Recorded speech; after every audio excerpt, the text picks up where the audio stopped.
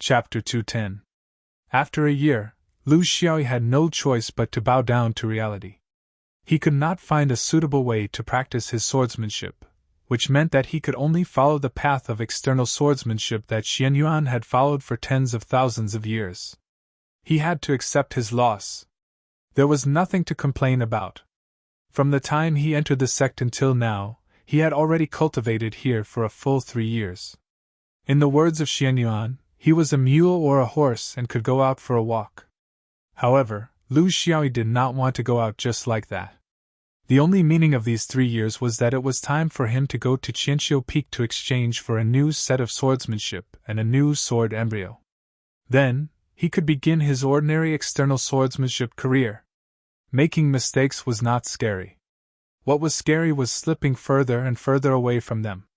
After coming to Qianqiu Peak and receiving the resources for the past 6 months, he now had nearly 500 mid-tier spirit stones in savings. This was the result of his frugality. He did not take any pills, concocted any pills, or draw any talismans. His main skill was the Star Series, which did not cost any money. There were no additional expenses. This was his final struggle. Since he could not find a way to practice his swordsmanship, he had to at least choose the best of the traditional methods. The best swordsmanship, the best sword embryo, and the best materials. All of these required wealth. He had to first choose a swordsmanship and then choose the materials according to the framework of the swordsmanship. Even if this did not give him a sense of accomplishment, he did not have the impatience of other swordsmen. It was as if he was an outlier among external swordsmen, a pheasant among phoenixes. Before he entered the vicinity of Bo Ao Tower, he was reminded of another palace not far away. It was the admission hall, the place where he entered the sect. At the same time, it was also the place where external swordsmanship disciples accept admissions. In the 3 years since he entered Xianyuan, he did not have many close friends. The only one who left early was Yu Guan. The sect had already completed the mission for Senior Gu Bei's funeral and hung it in the admission hall. It had been 3 years, so it should have been completed by someone else. However, since he was here and had the qualifications to go out, he still wanted to go in and take a look for peace of mind. After entering the admission hall and showing his sword token to prove his qualifications, Lu Xiaoyi asked the disciple on duty if there was such a mission. "What's the progress like?" Just as he expected, the disciple on duty was very confused. He couldn't remember a small mission from 3 years ago. There were tens of thousands of such missions every year. They were ordinary and unremarkable. There was nothing special about them that could make him remember. Thus, he tossed over a jade slip. "Junior brother, take a look at it yourself. If you don't see the task you mentioned in the jade slip, it means that it has been completed. For such a small matter, it's very difficult to get a reply, and it's also impossible to find a record because no one will ask about it." Yes, he was just an ordinary old building foundation stage cultivator. Moreover, a stubborn old man like Gu Bei probably had very few friends. After he died, how many people would still remember him? He had no family property, no disciple, and his heart was set on Xianyuan. There were many ordinary missions like this. There were countless missions listed in the jade slip, such as picking up a family member, delivering property, and dealing with funeral arrangements.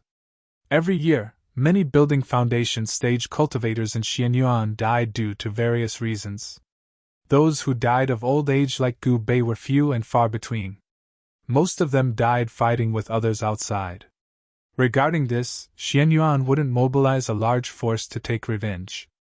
As long as other sects didn't deliberately bully the weak, this was the rule of the entire 5 rings. Lu Shi quickly skimmed through the jade slip. He didn't think that Gu Bei's mission would remain on the jade slip for 3 years without anyone taking it. He only came here for peace of mind. However, what surprised him was that in the last few lines of the jade slip, a mission suddenly appeared before his eyes. Gu Bei, common name Tianlijun, died at the age of 257. He left no belongings, and his sleeves were clean. The sect collected his belongings, and this was all he had. His hometown was in the western region's Minzhou prefecture, and he was born in a big clan. Since he passed away, the sect took into account his loyalty and devotion to the sect, and decided to reward him with 5 mid-grade spirit stones. Since it's on the way, we'll inform his clan and divide them as much as we want. There were also some specific details on the mission, such as a detailed address and the details of the items he left behind. To be honest, they were very poor. 5 mid-grade spirit stones as a reward wasn't a small amount. With Lu Xiao's current remuneration, he only received 15 mid-grade spirit stones a month. However, this mission was troublesome because it took time. Although Minzhou Prefecture and Xianyuan were in the same region, the western region was so big that with the pitiful speed of a building foundation stage cultivator, it would take at least a year for them to travel back and forth, and this was under the condition that nothing happened along the way. Therefore, no one would make a trip alone. However, if it was on the way, it would be easy. In any case, it was a dafa.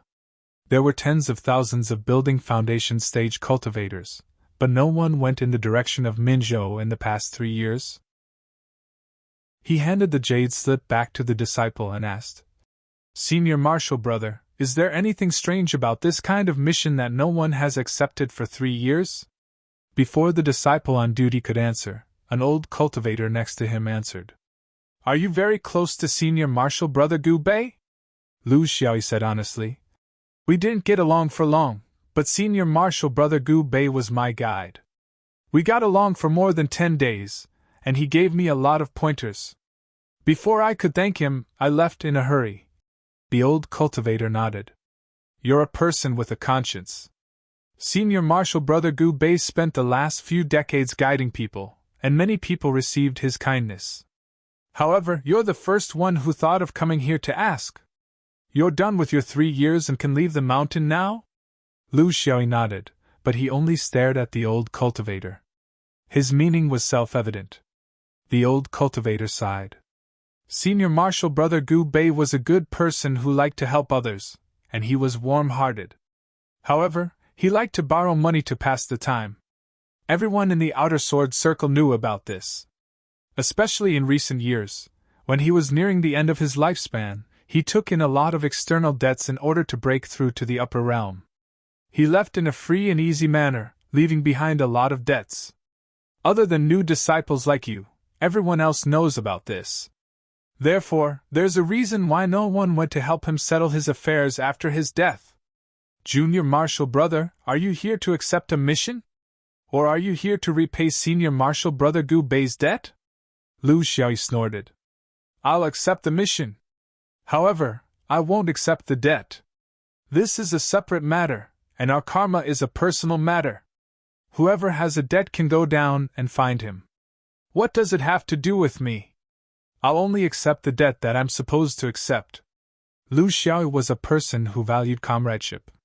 He was unwilling to owe anyone a favor, even if it was a dead person. The scene of Senior Marshal Brother Gu Bei standing up for him in front of Wenchang Zhenren was still fresh in his memory. Although it was not of much use, he still had integrity. He could not pretend that he did not know. Since Gu Bei had left, he would treat it as the end of the matter. He also had a selfish motive for accepting this mission. Ever since he boarded the flying ship in his original world, he had almost never traveled freely outside. He had been cooped up in the floating raft in the universe for 3 years, and had been cooped up in the cave for 3 years in Xianyuan. For a cultivator of his age, he had almost reached his limit. He needed to go out to relax and see the world. It would also help him to have new ideas in the direction of his cultivation. Cooped up in the house would not produce anything. The experience of these 3 years in the cave had clearly shown him what cultivation was. What he did not realize was that he was still subconsciously avoiding external swordsmanship, and choosing to make it more popular. He was also a person with persistence. Chapter 211. After making a decision, he threw everything else to the back of his mind. There was no need to pack his belongings, no need to lock up his cave abode. All he had to do was report to the Ascension Hall, identify the direction, and fly towards the southwest. As for the problem of swordsmanship, he would think about it when he returned. It was a common belief that a swordsman's battle prowess lay in his flying sword. However, Lu Xiaoyi did not think so. As long as his opponent was close to him, he would still be able to put up a fight. He had his own way of fighting. No matter what orthodoxy you were from, if you placed all your bets on one aspect, the outcome would not be good. Lu Xiaoyi flew out of the dome on his flying sword and immediately changed back to the starlight guidance technique. To him, the speed of a fifth-layer flying sword was not necessarily faster than his starlight guidance technique. The key was that the starlight evasion technique was more relaxed. He could look at the magnificent mountains and rivers of the 5 rings and eat and drink leisurely. The sword control technique was to hasten the journey, while the starlight guidance technique was for sightseeing. This was the essence of it. Lu Xiaoyi still had the temperament of a scholar. Even if he was only a small scholar in his original world, he was still able to cheat. From head to toe, the only thing that was not elegant was the sword box on his back. The function of the sword box was very simple. It was to nurture the sword. The core of the sword box was to maintain the synchronized circulation of the flying sword and the human body. This would allow the human and the sword to reach a sufficient level of interaction, which was beneficial for the control of the flying sword during battle. In theory, the same goal could be achieved by carrying the sword directly on one's back. However, a cultivator could not possibly circulate his energy 24 hours a day. Furthermore, if there was more than one sword, it would be very troublesome. Most importantly, it was easier for a flying sword to nurture a sword spirit if it was kept in the sword box for a long period of time. This was the best way to prevent a flying sword from being tainted by the mortal world for a long period of time. This was the basic concept of Taoism. Therefore, the sword pill of the inner sword could only appear in the small world of the sword tomb. The outer sword lineage did not have such a small world, so they could only use the sword case to raise the sword spirit. This was an extremely long process. It was so long that it was very difficult to raise a sword spirit in the Jing Dan stage of foundation establishment. Only when one reached the stage of Yuanying would there be a small probability of it appearing. This was the reason why every swordsman carried a sword case on their backs. No one would think that they would never reach the stage of Yuanying. Therefore, they had to start nurturing their swords from the moment they built their foundation. What if in the future he cultivated to Yuanying? What if he managed to nurture a sword spirit in advance? Hope was the driving force behind the development of mankind. He felt that carrying such a thing on his back was very ugly. It would be better to just carry a sword on his back. At one point, he had the urge to buy a cloak to cover himself. However, he restrained this impulse because he understood that in the Western region, carrying a sword case was also a form of protection. There were many powerful sects in the fifth ring domain. Xianyuan was not the only one. Among them, the Supreme Sect and the 3 Pure Ones were stronger than Xianyuan. However, they were afraid of Xuanyuan's stronger individual combat ability. Therefore, they were on equal footing as the 3 hegemons of the fifth ring domain. However, this kind of hegemony was not absolute. There were more than 10 sects that were not far away from them in terms of strength. There were also hundreds of sects that had a certain level of combat ability. Therefore, their hegemony was more in the nature of a leading sheep. A leading sheep was also a sheep, and not a lion leading a flock of sheep. In the Western region, other than Xianyuan, there were also Temple Oracle, Spirit Gourd Cave, and Myriad View sect that could compete with Xianyuan. There were countless sects below them.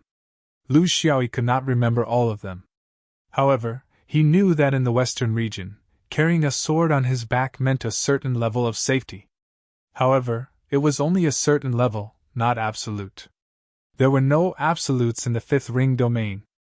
This bandit domain worshipped the law of the jungle, where the strong preyed on the weak. All the sects and forces had reached an unspoken rule that disputes within the realm would be settled within the realm. This was also a way for everyone to train their middle and low-level disciples. Too much peace would not lead to banditry, and there was no guarantee that the cultivators would be able to deal with the strong enemies outside the domain in the universe. Therefore, the first thing they would do was to encourage the concept of competition within the sect. With competition came disputes, and with disputes came fighting, and with fights came death and injury. Even if it was as strong as Xianyuan, the sect would not use the sect's power to retaliate just because one of their swordsmen was killed by another cultivator of the same realm. There would be retribution, but it would be limited to the actions of the dead cultivator's fellow disciples. Only such a living environment could nurture fierce fifth ring elites. However, in general, in the western region, the disciples of Xianyuan, Temple Oracle, and the other major sects were still very popular. Not many people were willing to offend them. If they offended them, they might attract endless revenge from Xuanyuan's swordsmen. Who could withstand it forever? Therefore, carrying a sword on his back was relatively safer. Of course, if he encountered a crazy person, carrying anything on his back would be useless. For the first 10 days, everything was normal. Most of the people in the sky carried swords on their backs.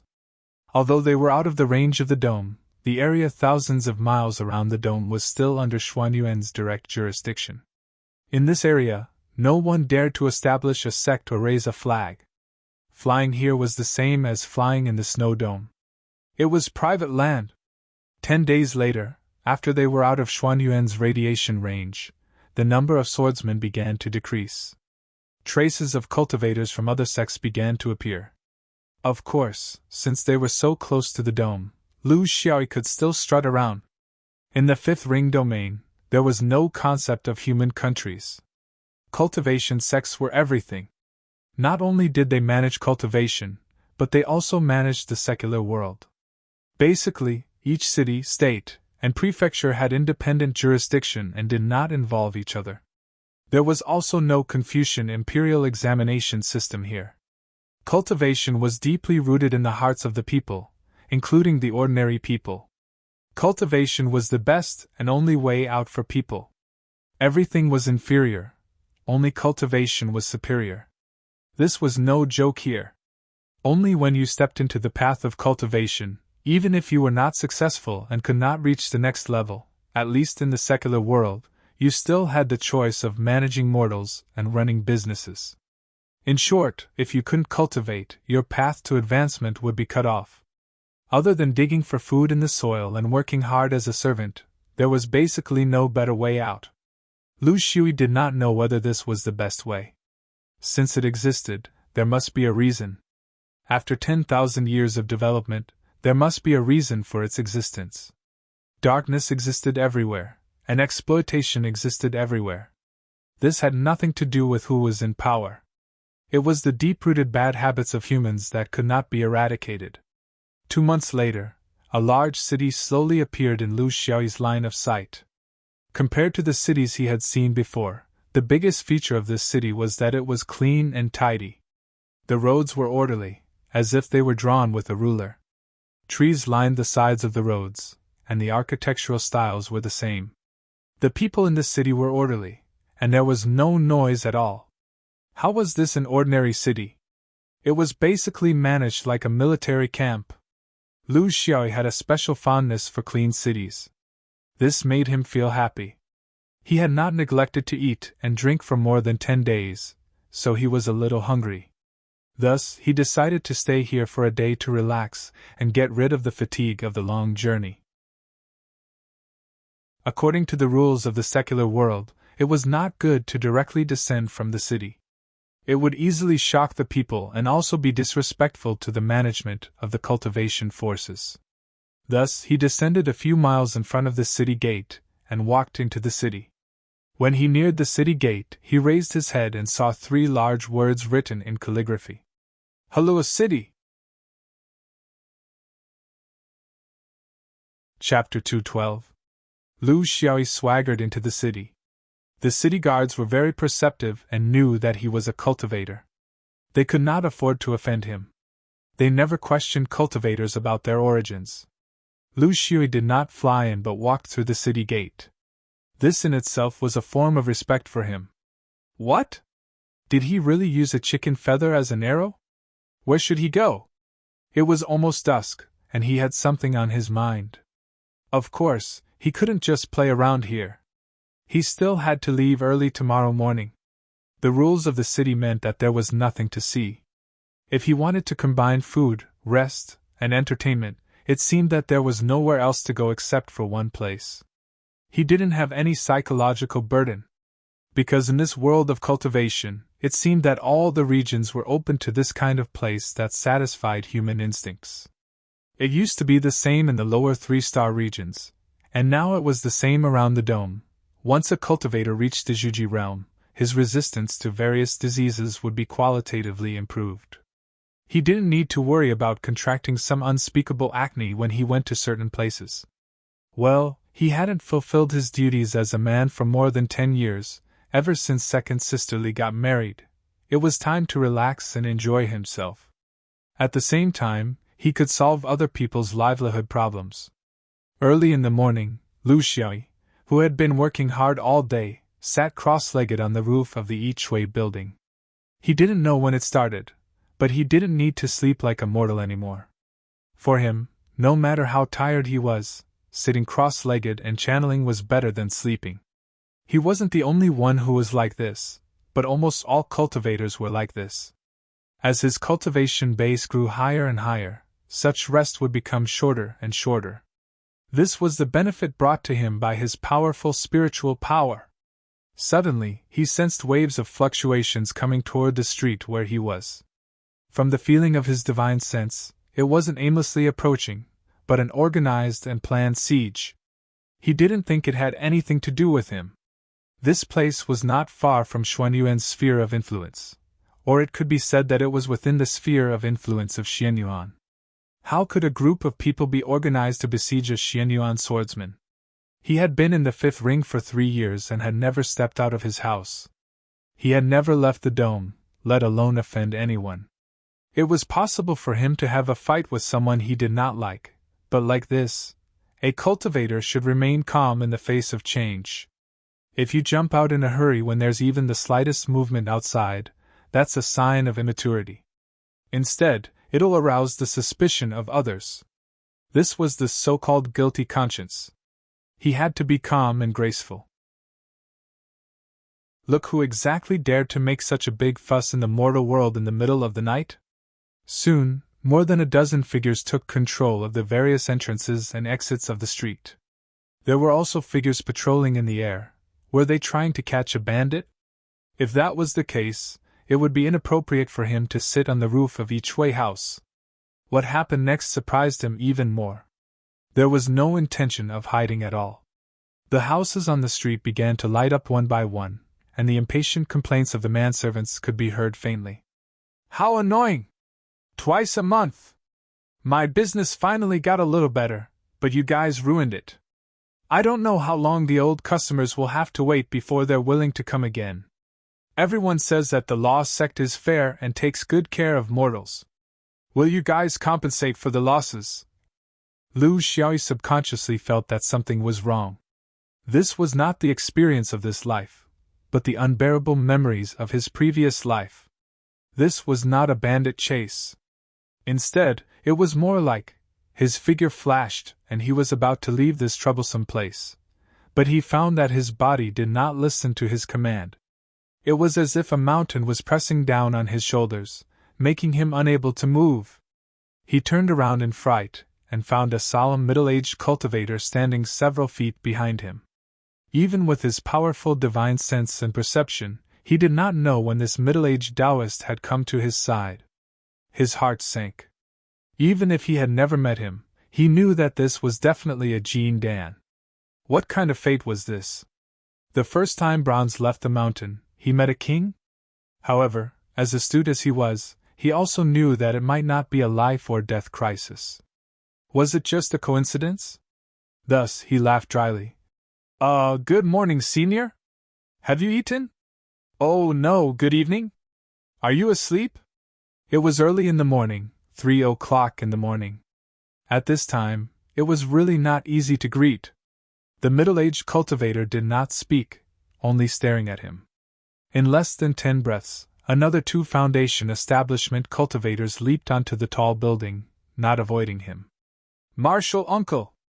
We've checked. Most of the guests are mortals. There are only a few Qi refinement and foundation establishment cultivators passing by. We're in the process of registering them. The middle-aged Taoist nodded and finally looked at Lu Xiaoyi. Tell me, what's going on? Lu Xiaoyi was a little confused.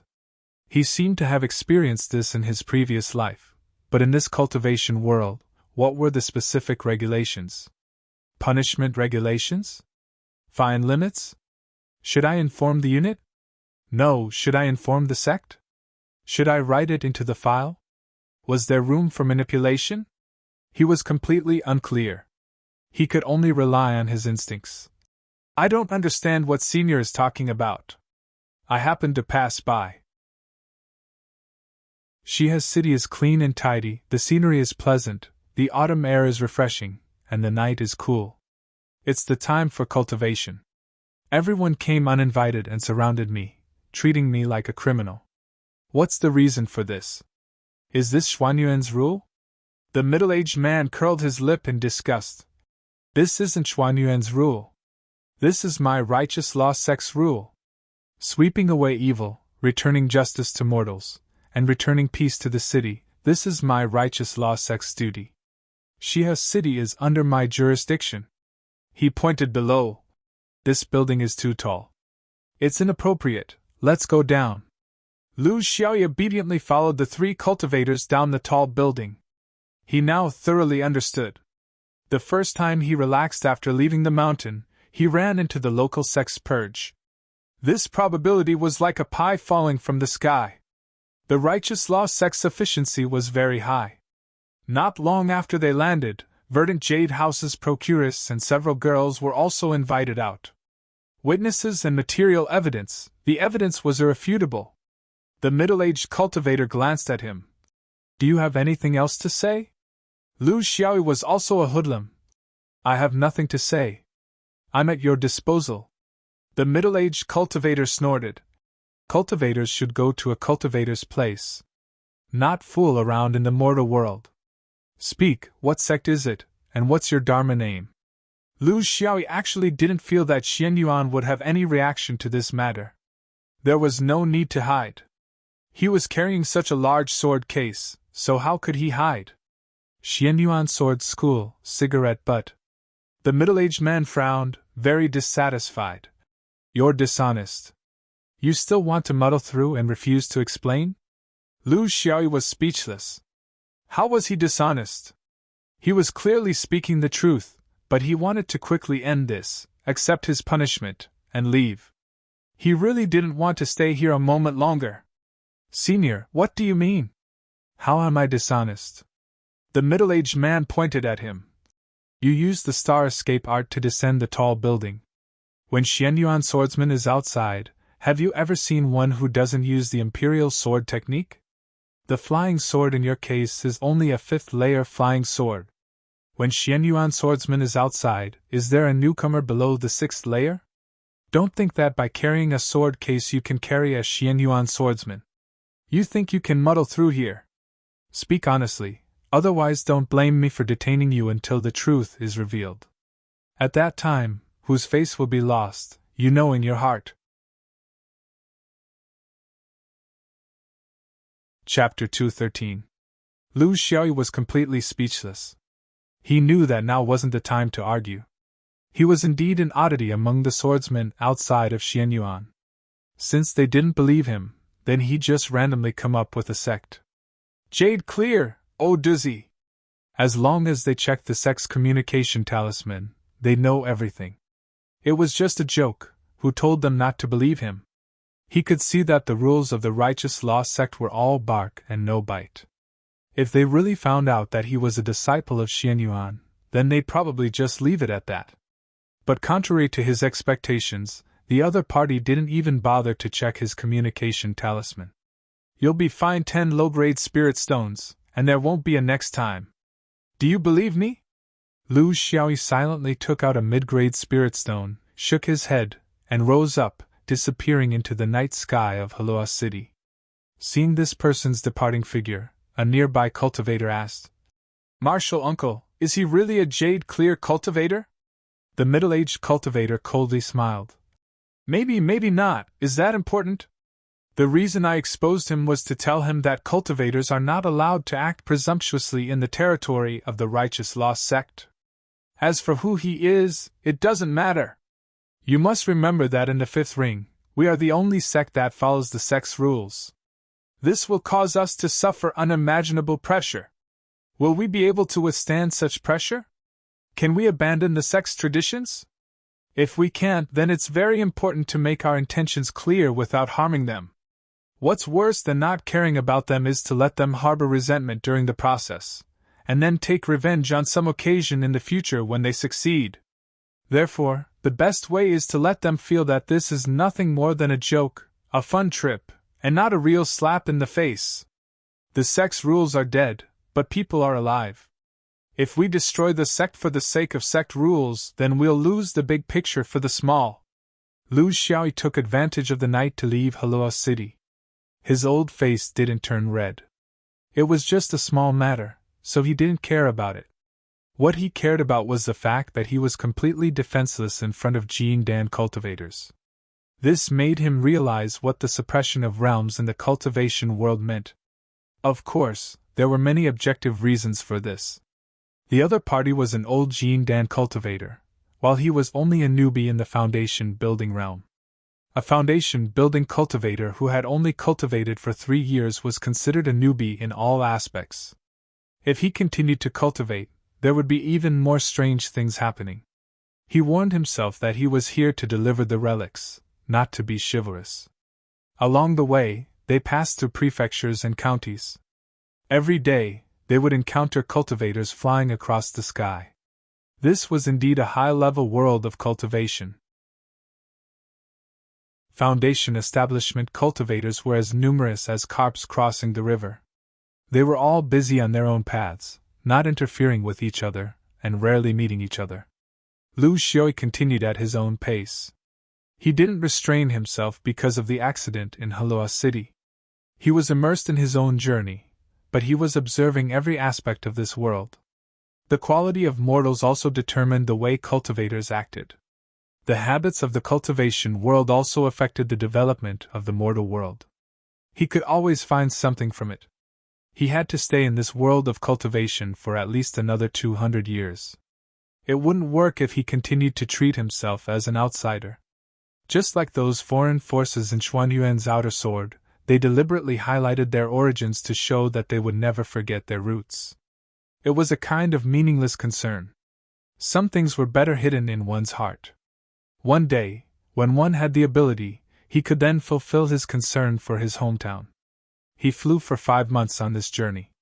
Fortunately, they were all continents, so there was a place to rest at any time. If this was an ocean, crossing it for 5 months would be beyond his ability. Minzhou's prefecture was just ahead. Huang Goyu wasn't a native of Minzhou. When he was young, he had fled here with his parents and settled down. However, his life had always been unsatisfactory. His family was small, and there was no talk of a future. He was just the most ordinary kind of commoner. His surname was Huang, and only a few people knew his real name. However, Huang Goyu's name was spread all over the neighborhood. Commoners were all like this, easy to raise. However, the yellow dog himself did not think so. Although he was born poor, there was a spirit in his heart. He was not willing to spend the rest of his life in an ordinary way. There was no other way out in this world except for cultivation. He had been working hard in this aspect. Unfortunately, he was not lucky enough. He barely entered the path of Tao, but he could not achieve anything with his cultivation. Until now, he had been hesitating. He was already over 20 years old, but he was still idling around all day, hanging out with the imps in town. This made his family very anxious. However, a grown man like him couldn't be controlled by his father. He was an adult male who had learned some basic Tao techniques and was wandering around the qi refining stage. As an ordinary person, his elders couldn't control him. Of course, he didn't think that he was wrong. In the eyes of his parents, the imps were actually his friends. They were a group of people who sacrificed themselves for Tao. They had ideals, and ordinary people couldn't understand them. People like this could be found everywhere in the fifth ring domain.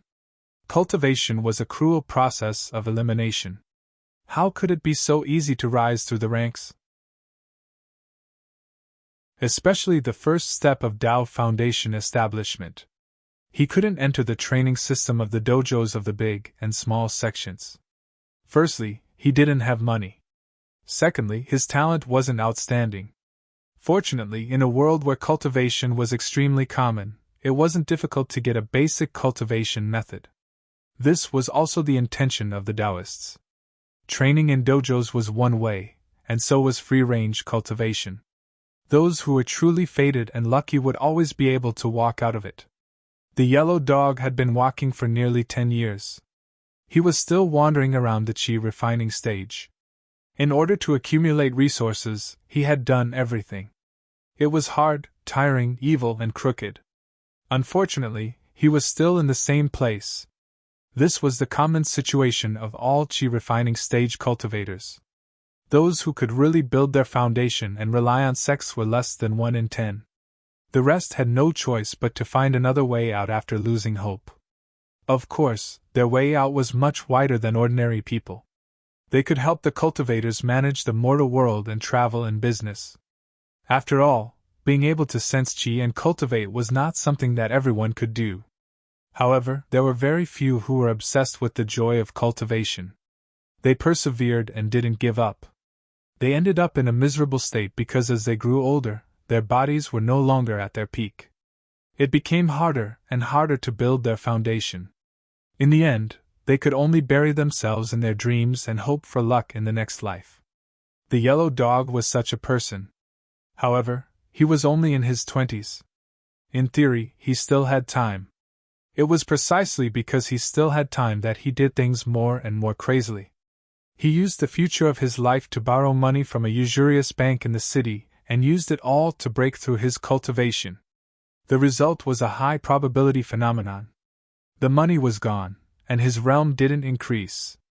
With his family background, the bank naturally wouldn't be interested in a few acres of land. The only reason they lent him money was because they wanted him to work as a hired thug for the bank for the rest of his life. A qi refining thug was still worth some money. The yellow dog sat in the house in a daze.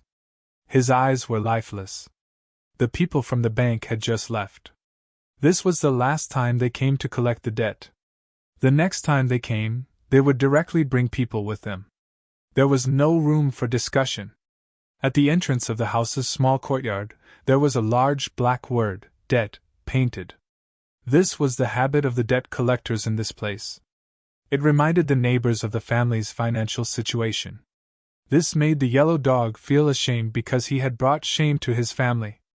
At this moment, a person pushed the door open and stood in front of him. P.S. Crimson Heart Survey is a good book. Friends who are out of books can take a look.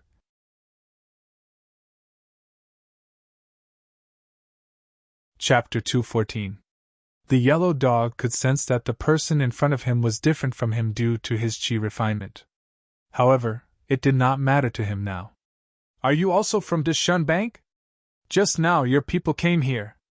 I can't pay you back now, but there's still a month's time. You'll see then. The cultivator opposite him smiled and handed over a mid-grade spirit stone. For a qi refining cultivator, this was already a considerable amount of wealth. Can you tell me more about the Dishun Private Bank? The reason why I'm giving you this spirit stone is because I want to hear the truth. I don't want you to exaggerate because you owe me a debt.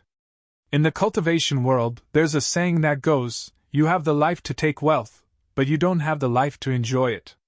Of course, Yellow Dog understood. He had been in the society for so many years. He was not a fool who stayed in the dojo and did not pay attention to the outside world. Although he had some guesses, he understood the need to tell the truth. In front of a real cultivator, their lives were worthless. Therefore, he told him everything he knew about Dishun Bank. He was a local and had been in debt for many years, so he knew a lot. Have they ever threatened your family because of the debt? The cultivator asked. Never. Because threatening them is useless. My parents are just ordinary people. They can never take out resources from the cultivation world, not even a single spirit stone. Yellow Dog answered honestly. Is the interest very high? Very high. The interest is 30% a year, and the interest compound. Yellow Dog was indignant. But you knew before you took out the loan? I did, but I didn't expect that I wouldn't be able to pay it back after such a long time. It's been 3 years, and now I can't delay it anymore. Yellow Dog said resentfully. After a series of questions, the cultivator turned and left. Yellow Dog mustered up his courage. Master, are you here to get rid of the evil? I can show you the way. The cultivator didn't even turn his head. The bank might not be evil, and you might not be good. Prepare to sell yourself. Seeing that the cultivator left so decisively, Yellow Dog clenched his teeth and walked out of the house. He was at the end of his rope, so he could only fight to the death. It wasn't that they didn't have a chance. In the Fifth Ring Road, private loans were common, but that was referring to the gold and silver of the mortal world. When it came to things related to cultivation resources, such as spirit stones, the sects were still very strict about it. This was because this was the foundation of the sect's power. They had to rely on this to control the entire mortal world and decide who could go up and who couldn't. If there were non-governmental organizations lending spirit stones in private, and the cultivation forces did not care about it, over time, the ones who controlled the development of the vast majority of the cultivation world would gradually become these plutocrats. At the very least, they would control a part of it, and hold a part of the right to speak. This was not something that the sects and forces wanted to see. Although many big banks did this kind of business in private, it couldn't be exposed, and it also needed a certain background. If the people do not raise their heads, the cultivators will not investigate. If there were really people who went all out to report him, it would be very troublesome for the bank. They would need to weigh the benefits of all sides, they would need to build up the power of the sects, they would need to obtain the support of their peers, and they would also need to solve the problem of reporting him. In fact, in this struggle between the low-level chi refinement cultivators and the bank, the one who had the last laugh was usually the bank. This was because they were rich and powerful, and because they also had chi refinement cultivators. Very few people would do such a thing, because it often meant that if they didn't succeed, they wouldn't even have the chance to escape. Yellow Dog was a one-track mind. He didn't want to sell himself to the bank forever. Even if he didn't have to worry about food and drink, if he didn't have any hope of improving himself, what was the difference between living and being a salted fish? Previously, his group of scoundrel friends had advised him to just report if it didn't work, and everyone would fight to the death and go their separate ways. However, he had been hesitating. If he took this step, what would happen if he didn't succeed? What kind of revenge would his family suffer? But now, he didn't care anymore. It wasn't that he was putting his family in danger, but this was a really good opportunity. Their group could be considered as the local bullies of the Min State Prefecture. Even the slightest movement on the ground couldn't escape their eyes and ears. As far as they knew, 3 cultivators from large sects had come to the state prefecture recently. They were all at the stage of being young and hot-blooded and nosy. If not, they wouldn't have been able to figure out the ins and outs of these young talents. It was precisely because they were nosy that they wanted to find trouble for the Deshun Bank. However, the victim was Yellow Dog. If he didn't stand up for him, others couldn't do anything. But now, they couldn't care so much. They had to fight, and couldn't allow themselves to be captured without putting up a fight. They had hoped that this unfamiliar cultivator would take the initiative to stand up for them, but they didn't expect him to be a coward without any sense of justice. Lu Xiaoyi was also depressed. He thought that it was a simple matter, but it turned out to be more and more complicated. In this world, there were no pure good people, and no pure bad people. He knew that senior brother Gu Bei was very good to him, but if he didn't pay back the debt before leaving, there was a problem with his character. Since he was loyal to the sect and had a small loss in his personal integrity, how was he going to settle this debt? Gu Bei's family was the same. They were a family that released money. Were there any good people who released money? Good people simply couldn't do this business. However, they strictly followed the rules and didn't do anything that the heavens couldn't tolerate. They clearly told you the interest, but you still borrowed money and didn't pay it back. Who was right and who was wrong? His main purpose for coming here was to inform the Tian family that their ancestor, Tian Lijun, was dead and that they shouldn't worry about it. The second reason was for those worthless relics. Because he felt that he was letting Liu Bei down by doing such a simple thing, he wanted to help more. For example, he wanted to solve some mortal world problems. But now, it seemed that even if they were mortal world problems, in this cultivation world, he, a mere foundation establishment cultivator, wouldn't be of much use. He couldn't stay here forever, and it was even more impossible for him to guarantee the Tian clan's wealth for several generations just by opening his mouth. Even if he stayed here, would the Tian clan's bank be able to release spirit stone seals without any scruples? He had overestimated his own ability. He had also underestimated the complexity of this world and the unfathomability of people's hearts.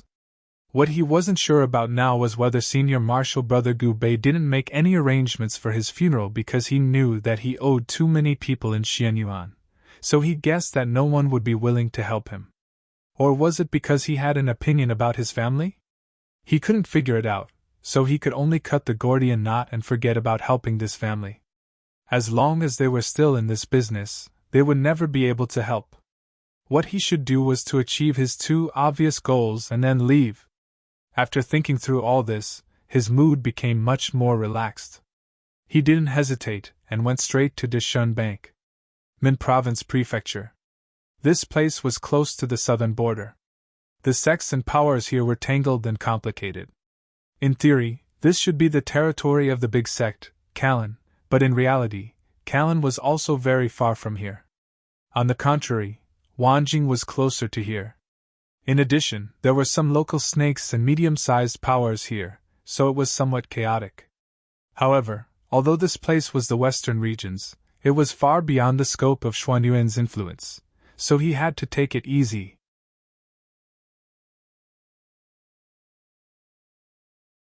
Chapter 215. The facade of Dishun Bank was very impressive. In the mortal world, this kind of business couldn't be low-key. It had to let people know at a glance that there was a strong financial and human support behind it. It had to make people feel fear and trepidation, so that they wouldn't dare to default on their debts. It wasn't easy to do anything. A young man in a green robe and a small hat stood at the door with a kind smile on his face, as if every customer who came in was his father. Of course, there couldn't be a hired thug here. That was a last resort that couldn't be taken out casually to scare the customers. When he saw Lu Xiui, he was the kind of person who was obsessed with cultivation. He was also the bank's favorite because this kind of person would sell everything he had for cultivation. He was just an ordinary person, so of course, he didn't know the difference between Qi refining and foundation establishment. "Customer, you're here? May I know what you need? The small loan method is flexible, the limit is huge, and the mortgage method is simple. It's one of the best in Minzhou. May I know if the customer?"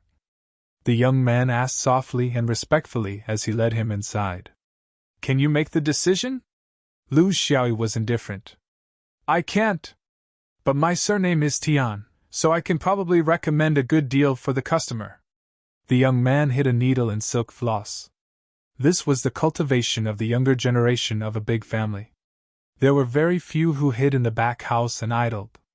Since Lu Xiaoyi knew that his surname was Tian, he probably knew some things about the family. He didn't beat around the bush and went straight to the point. "I'm from Xianyuan. I'm an old friend of your Tian family. Who's in charge of the Tian family now?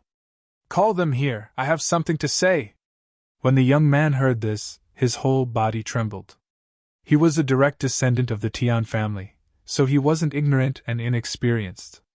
Moreover, this Tian family's great ancestor was the biggest guarantee that the Tian family could deposit money here safely. So he didn't hide it from outsiders. He pointed at an old shopkeeper. "Bring this guest to the guest hall." "Oh no, bring him directly to the small guest hall in the back house. Take good care of him." He gave Lu Xiaoyi a deep bow. I'll personally go to the inner house to invite the family head.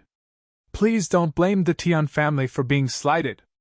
The Tian family moved so quickly that before Lu Xiaoyi could drink his tea in the small living room, 3 old men had already rushed in. The head of the family was the head of the family, and there were 2 respected elders behind him. The 3 of them exchanged greetings with Lu Xiaoyi. Lu Xiaoyi didn't say anything unnecessary. He only wanted to quickly solve this problem and then return his freedom. He couldn't touch the affairs of the mortal world. Once he did, it would be endless.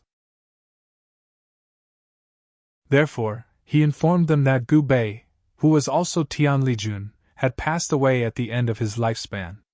Then, he personally took out everything from the legacy ring and laid them out on the table. In his opinion, the Tian family's dissatisfaction was inevitable. They were a foundation-building cultivator of a big sect with more than 200 years of savings. Now that they were spread out, they were actually so pitiful. No one would believe it. Lu Xiaoyi had already thought it through. As long as they showed any dissatisfaction, he would immediately leave without any discussion. However, what surprised him was that the 3 people in charge of the Tian family weren't surprised by their great ancestor's death. Moreover, they didn't mind the lack of belongings. They only had sorrowful expressions and tears flowed down their faces. After inspecting the belongings one by one and confirming that there were no mistakes, they carefully put them away. To Lu Xiaoyi's surprise, the head of the Tian family took out a storage ring and handed it over. Lu Xiaoyi didn't take it. He asked in surprise, "What's the meaning of this?" The head of the Tian family said in a sorrowful voice, "Great ancestor Li Jun had long predicted what would happen after his death. He had been persuading us to give up the bank business and change to other businesses, thinking that it would be safe. However, we were ignorant and didn't know how to retreat in the face of adversity. The cost of maintaining such a large family was quite high, and we were reluctant to part with the business we were familiar with and the subordinates we were familiar with. We also hoped that our great ancestor would be blessed by the heavens and be able to take a step forward. Therefore, we couldn't make up our minds. Therefore, our great ancestor personally returned to the old house several years ago and handed me this storage ring. He warned me that if he ever returned one day, I could give this ring to the person who gave me his belongings. Our funeral matters are free to be arranged by this person. Master's arrival today is exactly what our great ancestor said. Therefore, I present this ring. I hope that Master can make the decision for the future of the Tian family." Lu Xiaoyi sighed in his heart. He was still too inexperienced. In front of an experienced cultivator like Gu Bei, he wasn't shrewd enough. He thought that the other party's funeral matters were unclear, but in fact, the other party had already arranged everything properly. Then, what was the reason for him to make this trip? He took the storage ring and scanned it with his divine sense. The items inside were clearly separated and neatly arranged. There were only a few items: a large pile of mid-grade spirit stones, about 3,000 of them, a bead of unknown use, 3 sword embryos, obviously top-grade goods, and a letter slip. He took out the letter slip and saw a line of words at the top, Gu Bei's last words. He scanned it with his divine sense again. After reading it, he couldn't help but sigh in his heart. The last words were written like this: "Who is Master? Is he senior martial brother? Or junior martial brother? I don't know. But if I'd borrow from everyone I know and refuse to pay my debts, and there's still someone who's willing to take care of my funeral matters for me, then you're either a true friend or a saint. Please forgive me for using this method. In Xianyuan, this kind of matter should be very simple. 3 or 5 good friends gather, and there's no need to worry about anything. But the current Xianyuan is no longer the Xianyuan of the past. At least in my heart, it's not the same as the Xianyuan of history. This is also the lamentation of a few seniors and masters. There are fewer and fewer people like us who adhere to the style of the ancient swordsman. Although a mere foundation establishment cultivator claims to have the style of an ancient cultivator, it's somewhat laughable. We little cultivators don't have the qualifications to complain about the sect's important matters. It's just that since it involves my background and I have so many debts, I deliberately set up this misleading formation just to find a more reliable senior marshal brother or junior marshal brother to take care of my funeral matters. The mortals of my clan are trapped by their own interests, and they'd place their hopes on me to take a step forward. Only when I leave will they lose their final hope. There's nothing I can do about it. Although the flying sword is sharp, it can't sever familial ties. But what can I do? I know I have no hope of reaching the upper realm. After more than 200 years of training, I only understood this point at the very end. I've worked hard for most of my life, wasted countless resources, and incurred countless debts. Why bother? Since Master is here, you should be a close friend. Gu Bei won't be polite. I have a few matters to entrust to you, please don't find it troublesome. 3,000 spirit stones are the debts I owe, and the list is attached. Gu Bei has lived a life worthy of the heavens and the earth, but when I'm about to leave, you want to be a ghost who reneges on debts? Master, please repay them on my behalf, with my full name and integrity. After I leave, they'll also give up on the clan's matters. Please disperse the bank and find another path. There's no need to worry about their future. Although they can't bear to part with the bank's huge profits, it would be a lie to say they're completely unprepared. The future of the Tian clan has nothing to do with Master.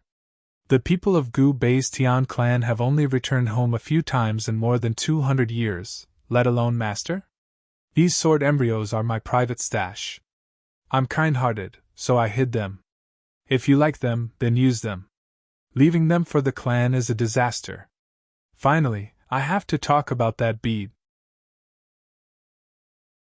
Master is willing to come here because he's not a greedy person. But to Gu Bei, he has to show something to be at ease. In my life, I've been ordinary. If we're talking about opportunities, this is the only one. This bead has no name, and its function is unclear. The only thing I can be sure of is that this is a spiritual bead, and it seems to be related to the flying sword.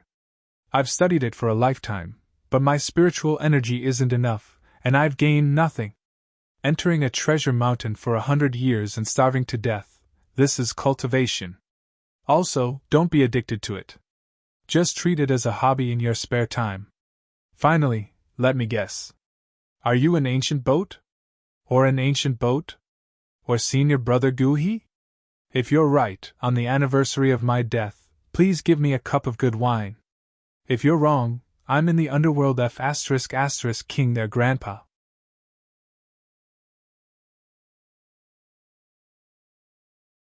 Chapter 216.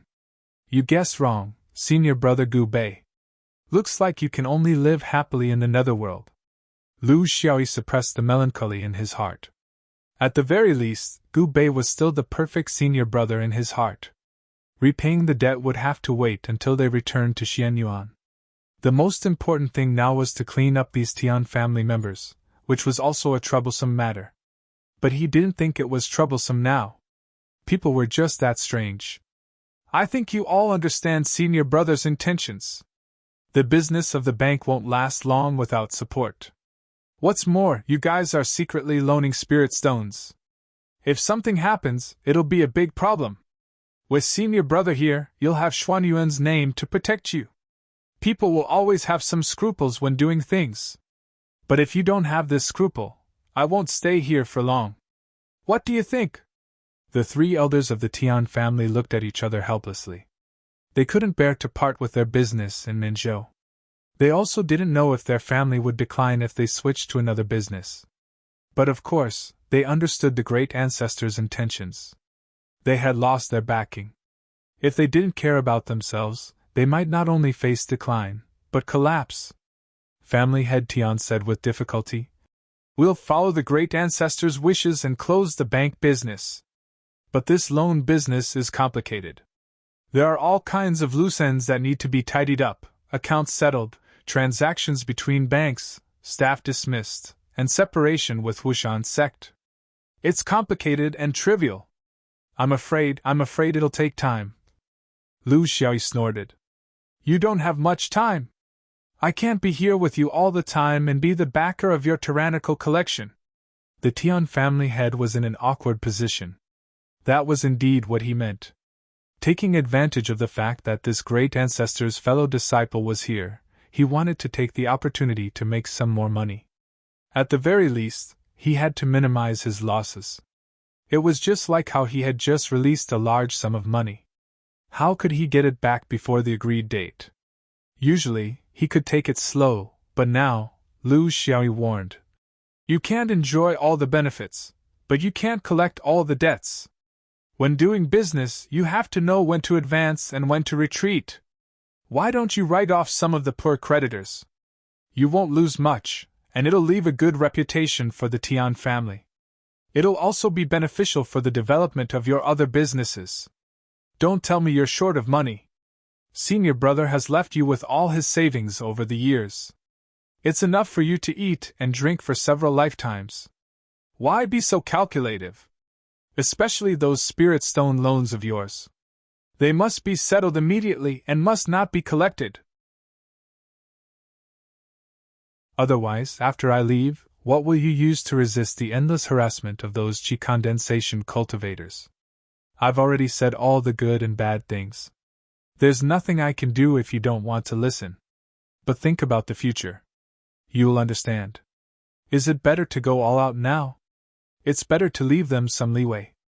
Under Lu Xiaoyi's supervision, the entire Tian family started to get busy. It would be a lie to say that they were completely unprepared. Because the great ancestor was faced with the problem of whether or not he would succeed in his breakthrough, he had actually made 2 backup plans. He had already found a backup plan long ago. In recent years, he had also been very restrained in lending money. These old fellows were crafty and cunning. They were more thoughtful than anyone else. Lu Xiaoyi didn't stay in the Tian family. Instead, he found a nearby inn. He set a deadline for himself. 1 month was the longest he could stay. There would always be things that didn't go according to plan. If it wasn't for Gu Bei, he wouldn't have bothered to care about how this family who had put out their money had changed their ways. But the truth was that it wasn't something that could be done just because you wanted to. There was no such thing as pure justice and evil in this world. 2 days later, he was studying the bead in the inn. Just as Gu Bei had said, this was a spiritual bead. Or to put it more bluntly, it was a spiritual power amplifier.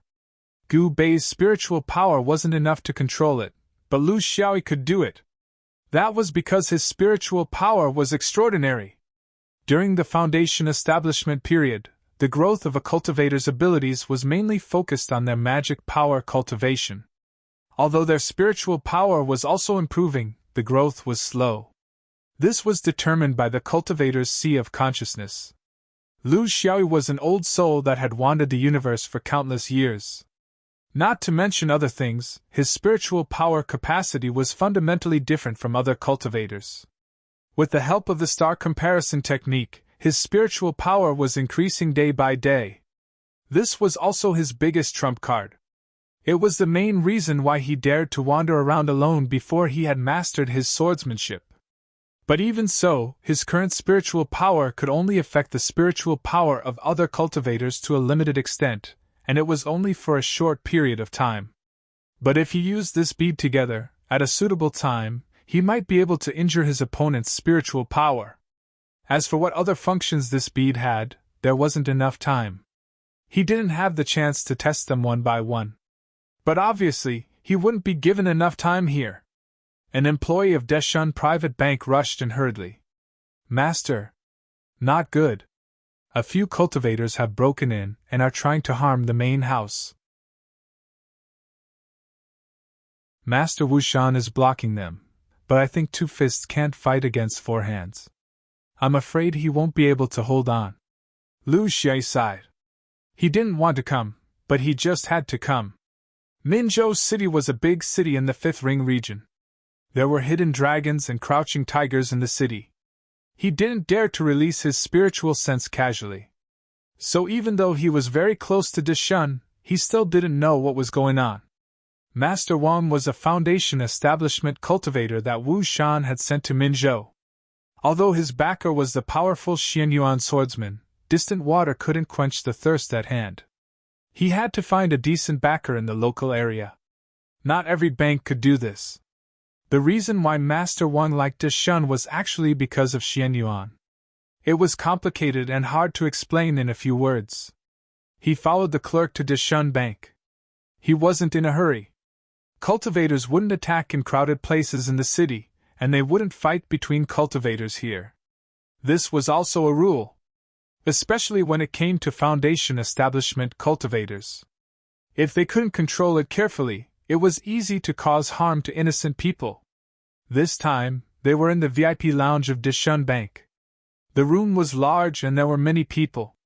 There were over a dozen bank managers, including the 3 old Tian family fellows.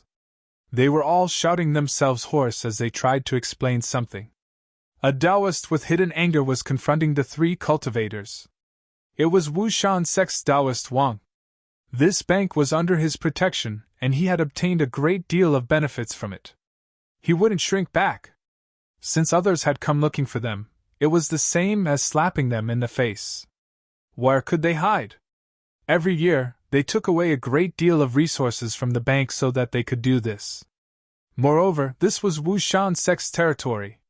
There was no need to be afraid. The 3 cultivators had their backs to the door. From their clothes, it was impossible to tell which sect they were from. There was also someone Lu Shiri recognized. It was the victim Huang Goxing. But he was clearly here as a witness.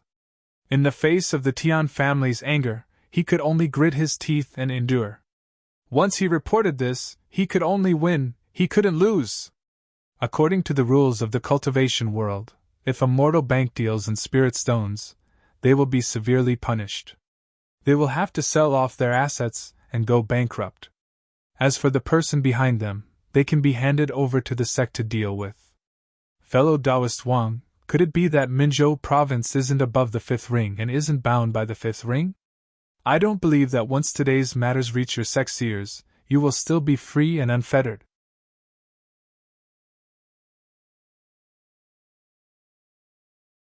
Chapter 217. It wasn't a secret that mortal world banks were involved in the circulation of spirit stones in the 5 rings. If the water was too clear, there would be no fish. Where there were benefits, how could they completely eliminate them? Although the influence of a sect was great, it was impossible for them to take care of every aspect of the mortal world. But humanity's heart towards the Tao was never left out. If there was a need, there would be a transaction. This was something that everyone tacitly understood. Generally speaking, as long as one didn't go too far and as long as one had the support of a local sect, there wouldn't be any major problems.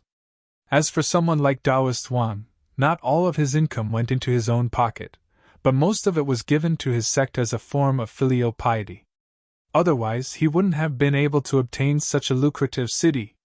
But what one feared was meddling in other people's business. This was especially true for those cultivators who had just started their cultivation and didn't care about the sand in their eyes. They had a strong sense of justice and traveled the world, making friends and fighting for justice.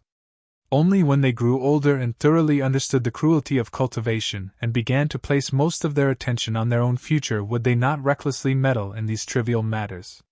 Meddling wouldn't be thorough, so why bother? But that was only after a cultivator had fully matured. Before that, these people were the most hated elements of the 5 Rings continent. But the style of the 5 Rings was that they didn't stop such practices. Rather, they believed that these were the signs of low-level cultivators being active. Fighting was healthier. Of all the elements of the 5 Rings, the ones they hated the most were the disciples of large sections. In other words, the disciples of sects that had influence throughout the entire world were the disciples of these sections. They placed the order of the 5 Rings on their shoulders, and weren't they afraid of breaking their own shoulders? Comparatively speaking, the ability of disciples of local sects to stir up trouble was much weaker. For example, Taoist One came from a local sect. If he went to the outside world, he definitely wouldn't stir up trouble. As for these 3 that came to uphold justice, they were definitely from large sects in the world. The Xianyuan that Lu Shui came from was also a large sect in the world. As he walked in, the Tian family patriarch immediately looked at him with a pitiful expression, no longer begging for mercy. He could see that although the shaman sect was usually arrogant, If something really happened, then the matters of the cultivation world really wouldn't be too effective. As he looked over, almost everyone looked over. This was a young man with a sword case on his back. His face was as bright as the sun, and he had a warm smile on his face. He gave off a good impression. Lu Xiaoyi pointed at Tian family head. All of you get out! Before we come to a conclusion, don't take any action. Just wait. Also, this person, don't hurt him. He then pointed at Yellow Dog Leftover. You get out too! The Tian family members felt as if they had been pardoned from a death sentence, and left in a single file. The remaining Yellow Dog was also dawdling. However, seeing that the 3 people behind him did not say a word, it had no choice but to leave. It wondered where this young cultivator came from and how could he be so domineering.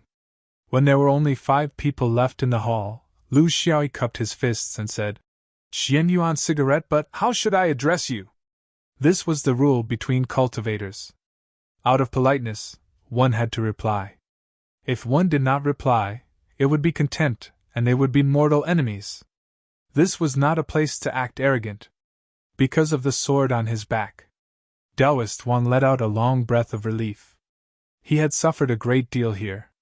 Although he knew that the 3 of them wouldn't do anything to him, he didn't dare to do anything to them, because that would mean endless troubles. Unless he hid in the sect forever and never came out, there would definitely be Foundation establishment cultivators coming to find trouble with him. Prince Wushan, go! Greetings, fellow Taoist Xian Yuan. Unsurpassed return. Unsurpassed life. Myriad scenes flowing nether eyes. Lu Xiaoyi smiled. Since we all know each other's backgrounds, I won't waste any more words. Since we're all busy, let's cut the Gordian knot. Matters of cultivation should be resolved by cultivation. The bank loaning spirit stones is not an exception. Open an eye and close an eye, let bygones be bygones. If you insist on being serious, then there is naturally a way to be serious. This bank is the foundation of my Xianyuan disciples. Fellow Taoist Wang is only taking care of it on my behalf. It has nothing to do with him. The reason why the bank was closed and dissolved is because my senior apprentice brother passed away. Since he is no longer here, I naturally cannot take advantage of him. This is the rule. But if someone wants to use this as a pretext to make trouble and take advantage of this opportunity to embezzle, then I, Lu Xiaoyi, may have to continue operating this bank. Everyone should act with the dignity of cultivators in mind. The death of a person is the most important thing. I'm not going overboard by saying this, right? Lu Xiaoyi's words were almost directly revealing the essence of the matter. Undermining each other and making underhanded moves was fine, but it had to be considered. For a clan like this that rose to prominence because of a cultivator, it was very shameless to make underhanded moves when the cultivator was no longer here. People would say, "Why didn't you come to make trouble when your roots were still here? Why did you have to wait for the person to die before making a move on the person's mortal relatives?" Everyone wanted to save face, so Lu Xiaoyi had the confidence to explain the matter clearly. These 3 people naturally knew what to do. Those who had just succeeded in their cultivation were the most prideful. They were unwilling to bear this bad reputation. As expected, once he explained the matter clearly, the leader, Unsurpassed Return, was stunned. Left? When did this happen? Which senior apprentice brother Xian Yuan is it? Gu Bei. My lifespan ran out 3 years ago. I delayed some time and only just informed the clan now. Then, seeing that we are all cultivators and the path of cultivation is difficult, can you be magnanimous and let the Tian clan off? Lu Shui's principle in doing things was to make things clear. He must not hide things and create misunderstandings. He must be reasonable, lay out the facts, and then humble himself. If this still did not work, he would turn hostile and kill. But it was obvious that the 3 people, especially the leader, Taoist Rugi, were very reasonable. In fact, cultivators were rarely unreasonable, unless they did it on purpose. In that case, we came a little rashly. It's just that. Lu Xiaoyi knew very well what he wanted to say. Since the Tian clan has chosen to let go, then the spirit stone loan from before naturally does not count. The person outside the door does not need to worry about this. Not only him, but everyone who has a spirit stone loan will no longer be pursued by the bank. Are the three of you satisfied with my arrangement? Of course, this wasn't a matter of satisfaction, but a matter of face. He had boasted in front of Yellow Dog and his friends, so he had to keep his promise. This was the reason why Lu Xiaoyi had all the mortals withdraw. Sometimes, with these mortals present, cultivators wouldn't be able to relax. In this deadlock, it was easy for things to go awry, heading towards a situation that no one wanted to see happen. But Lu Xiaoyi's words were very straightforward, so the three of them had nothing to say. They bowed and turned to leave. Taoist Wang was left behind, a little dazed. Senior apprentice Brother Gu is really leaving? The road of cultivation was extremely cruel. The older a foundation establishment cultivator was, the more they understood the bitterness of this road. They had known each other for 100 years. Now that Gu Bei had left, how much longer could he last?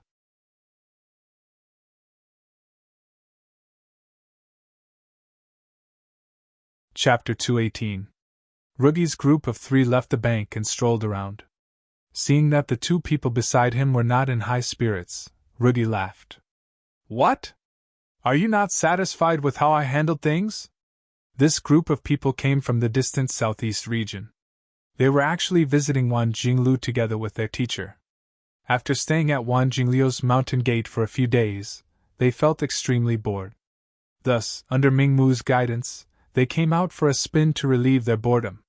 Why did Mingmu have to lead them? Not only because he was born in the West region and was a landlord, but also because Mingmu and Mingmu knew each other. They intentionally avoided the direction of the dome. After all, the possibility of encountering the swordsman in that direction was too high. But they did not expect to encounter the Xianyuan swordsman when they went against the dome. Mingmu frowned. Senior brother, it's not that we question your decision, but we know this person. Rugi was surprised. You know him? How long have you been in the fifth ring? For more than 3 years, you basically did not leave your house. How can you know someone from another sect? Oh, I know. He's the same as you. Did he come from the same outer region? Mingmu nodded. Senior brother is wise. You hit the nail on the head. But we don't come from the same realm. We come from 3 different realms under the same sky. Rugi was curious. You know him, but he doesn't know you? Mingmu smiled bitterly. The situation was a little special. A total of 300 foundation establishment cultivators were intercepted. 60 of them were sent to the fifth ring. That cigarette but was not among them. But later on, an accident happened. A cultivator from our realm, Chao Wadao, was killed. That's why he took his place. The whole process was very fast. We basically did not have time to interact with each other. In that short period of time, we can remember him, but he might not remember the 59 of us. As for the floating raft, everyone had their own space. No one interacted with each other. When we disembarked, it was the masters who led us away.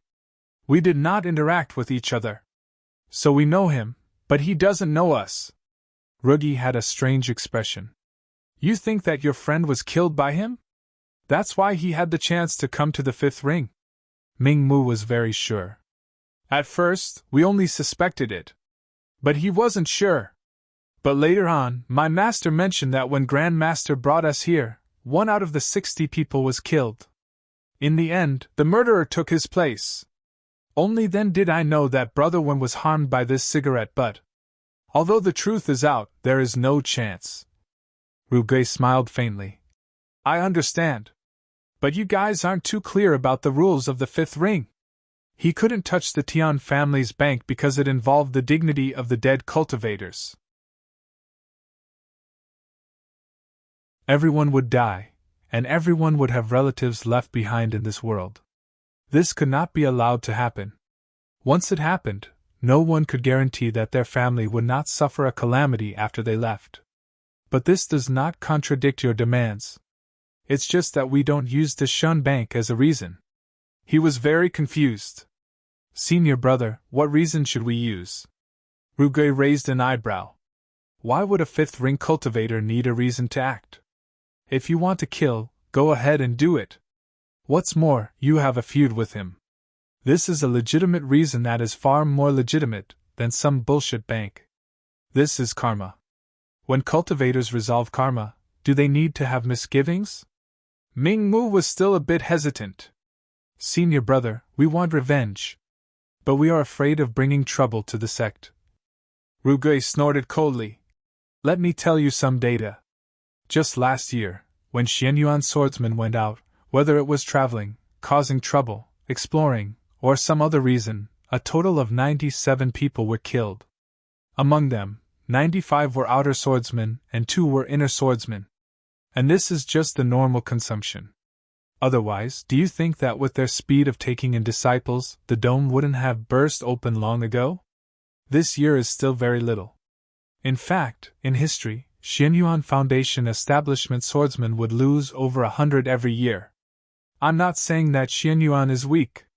Do you know how many Foundation establishment cultivators from our Supreme Sect die every year?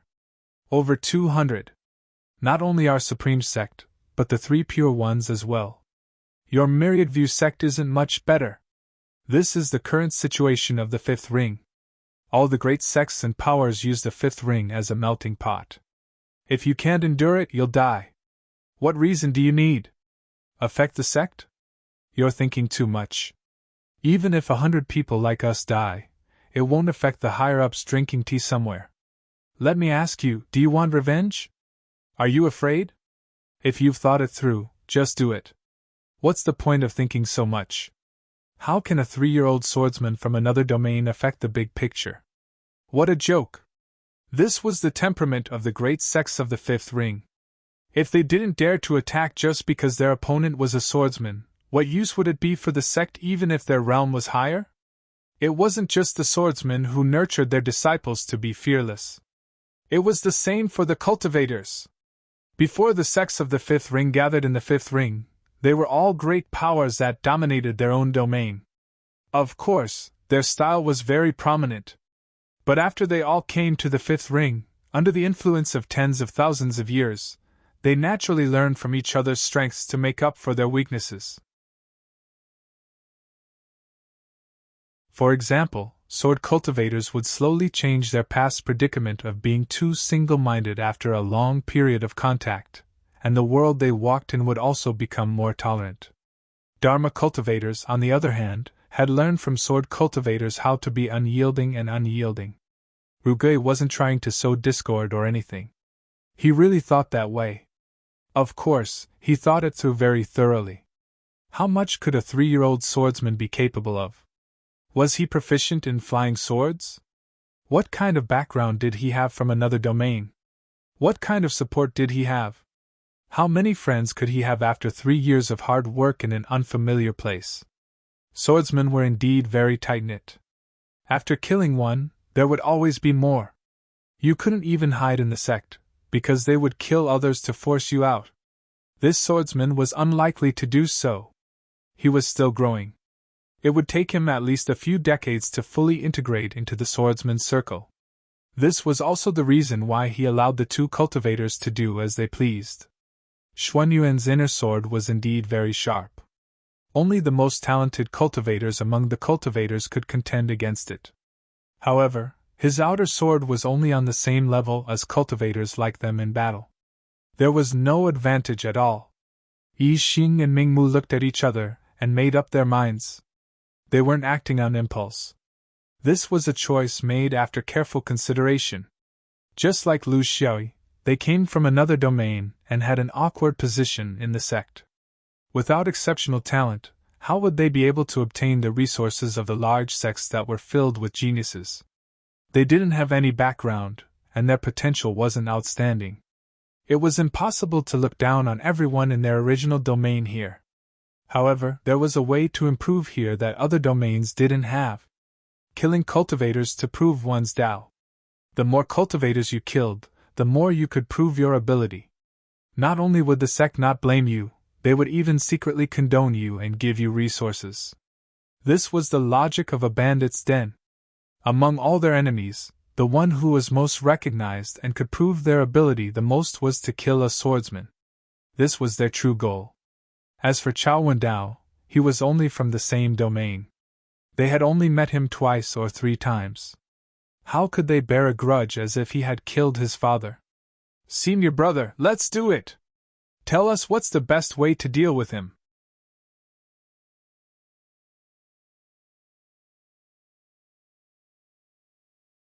Chapter 219.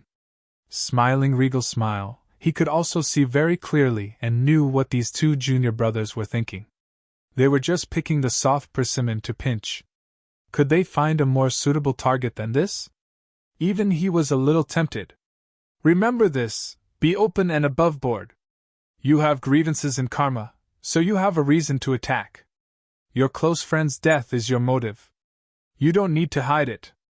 Instead, you need to make a big fuss and let everyone know. You are also magic cultivators who have been in the sect for more than 3 years. You are not senior foundation establishment cultivators bullying a newcomer.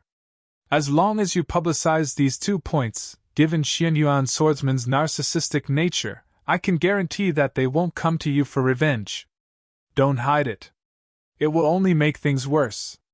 Do you understand? Rugi was indeed a senior foundation establishment cultivator. He had a clear understanding of Xuanyuan's style of handling matters. According to him, if they succeeded in killing the young swordsman, it would be Xuanyuan's tacit approval. Seeing the 2 nodding, Rugi smiled with satisfaction. As for how to kill him, you were taught how to deal with flying swords the most in the sect, right? If the 2 of you can't even take down a young swordsman, let's see how you will explain it to the sect. Rugi had thought it through. If the 2 of them couldn't handle it well, he would personally step in and push the blame to them. He had decades of cultivation and was a core magic cultivator in the prime of his life. Although he wasn't an elite, he couldn't deal with a small fry who had only been practicing swordsmanship for 3 years. Lu Xiaoyi left Minzhou's prefectural city and began to tour around the city.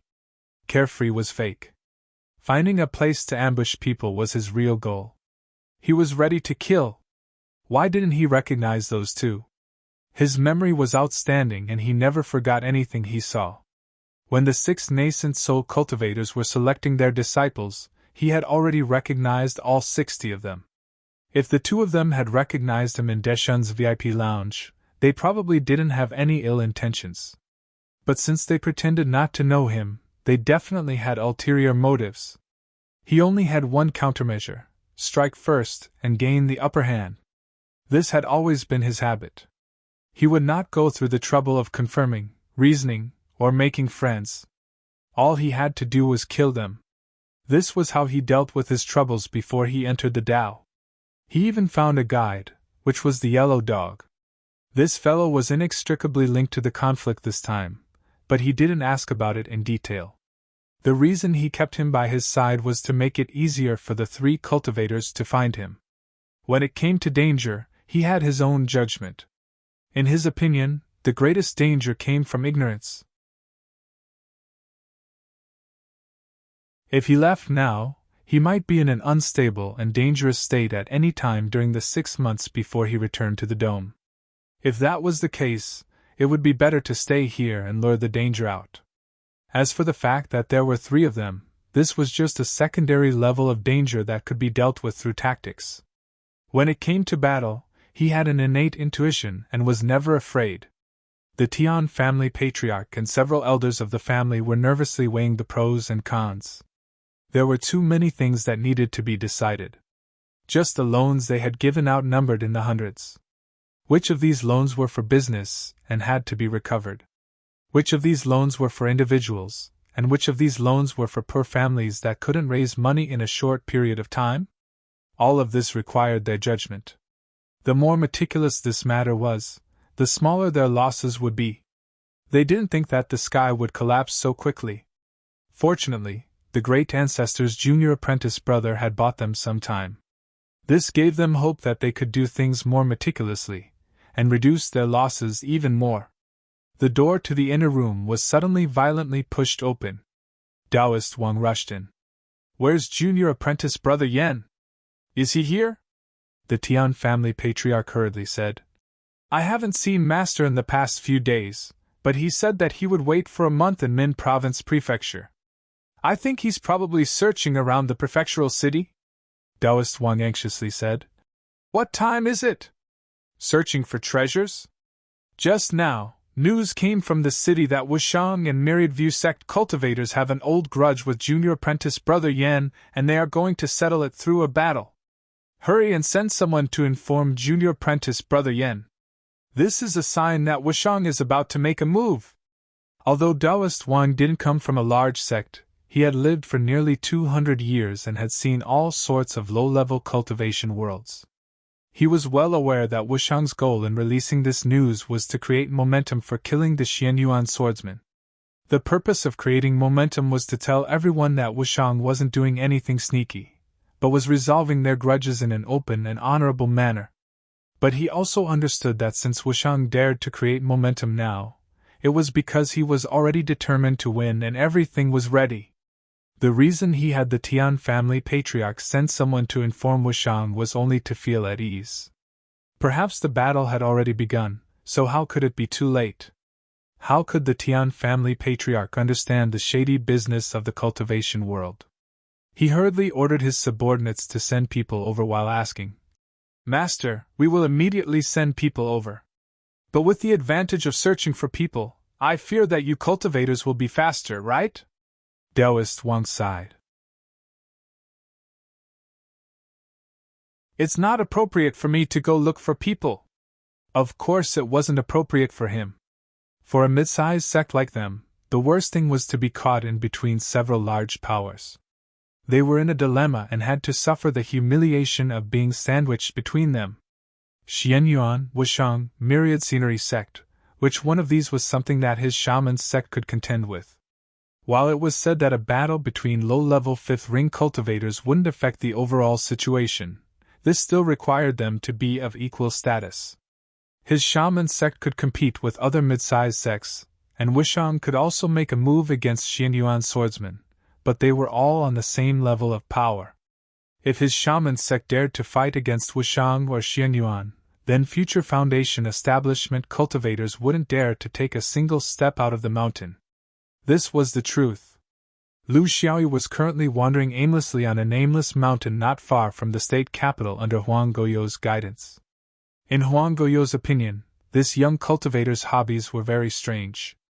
He didn't like famous historical sites that were sought after by everyone, but he liked to go to remote places. Was this the realm of a true cultivator? He was a qi refining cultivator. Although he couldn't compare to a Foundation establishment cultivator, he was much stronger than a mortal's foot. Otherwise, he wouldn't be a guide for a Foundation establishment cultivator. Seeing that there was no road ahead, or rather, the fact that he couldn't fly, there was no road ahead. Thus, he suggested, "Master, there's really nothing to walk around in this place. Why don't we go somewhere else? There are no monks or Taoist temples on these mountains, nor are there any relics of famous people. At most, there are a few desolate pavilions, and they've been in disrepair for a long time. What's there to see?" Lu Xiaoyu chuckled. "It's perfect for burying people." Yellow Dog's heart thumped. Of course, he didn't think that this person was going to attack him. With his weight, there was no need to go through so much trouble. However, he really couldn't figure out this cultivator's thoughts. After thinking about it, he still felt that it had something to do with the 3 disciples from the large sects that he had attracted. "Master! I really had no choice. The loan from the bank Lu Xiao interrupted him. "From your point of view, you're not wrong. But from the bank's point of view, they're not wrong either. But you have to admit that what you're doing is immoral." Yellow Dog was speechless. Before he could say anything else, he saw that the other party had already leaped into the air, leaped forward, and disappeared behind the cliff in the blink of an eye.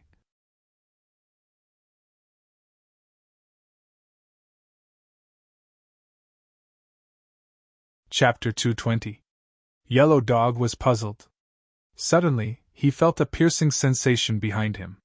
When he took a closer look, he saw 3 figures, 2 in front and 1 behind, quickly dashing behind the cliff. They were the masters of the 3 great sects that he had asked for help. At this point, the cause and effect of the entire sightseeing trip had been revealed. Who was the mantis? Who was the oriole? As soon as Lu Xiaoyi crossed the cliff, the sword case on his back trembled.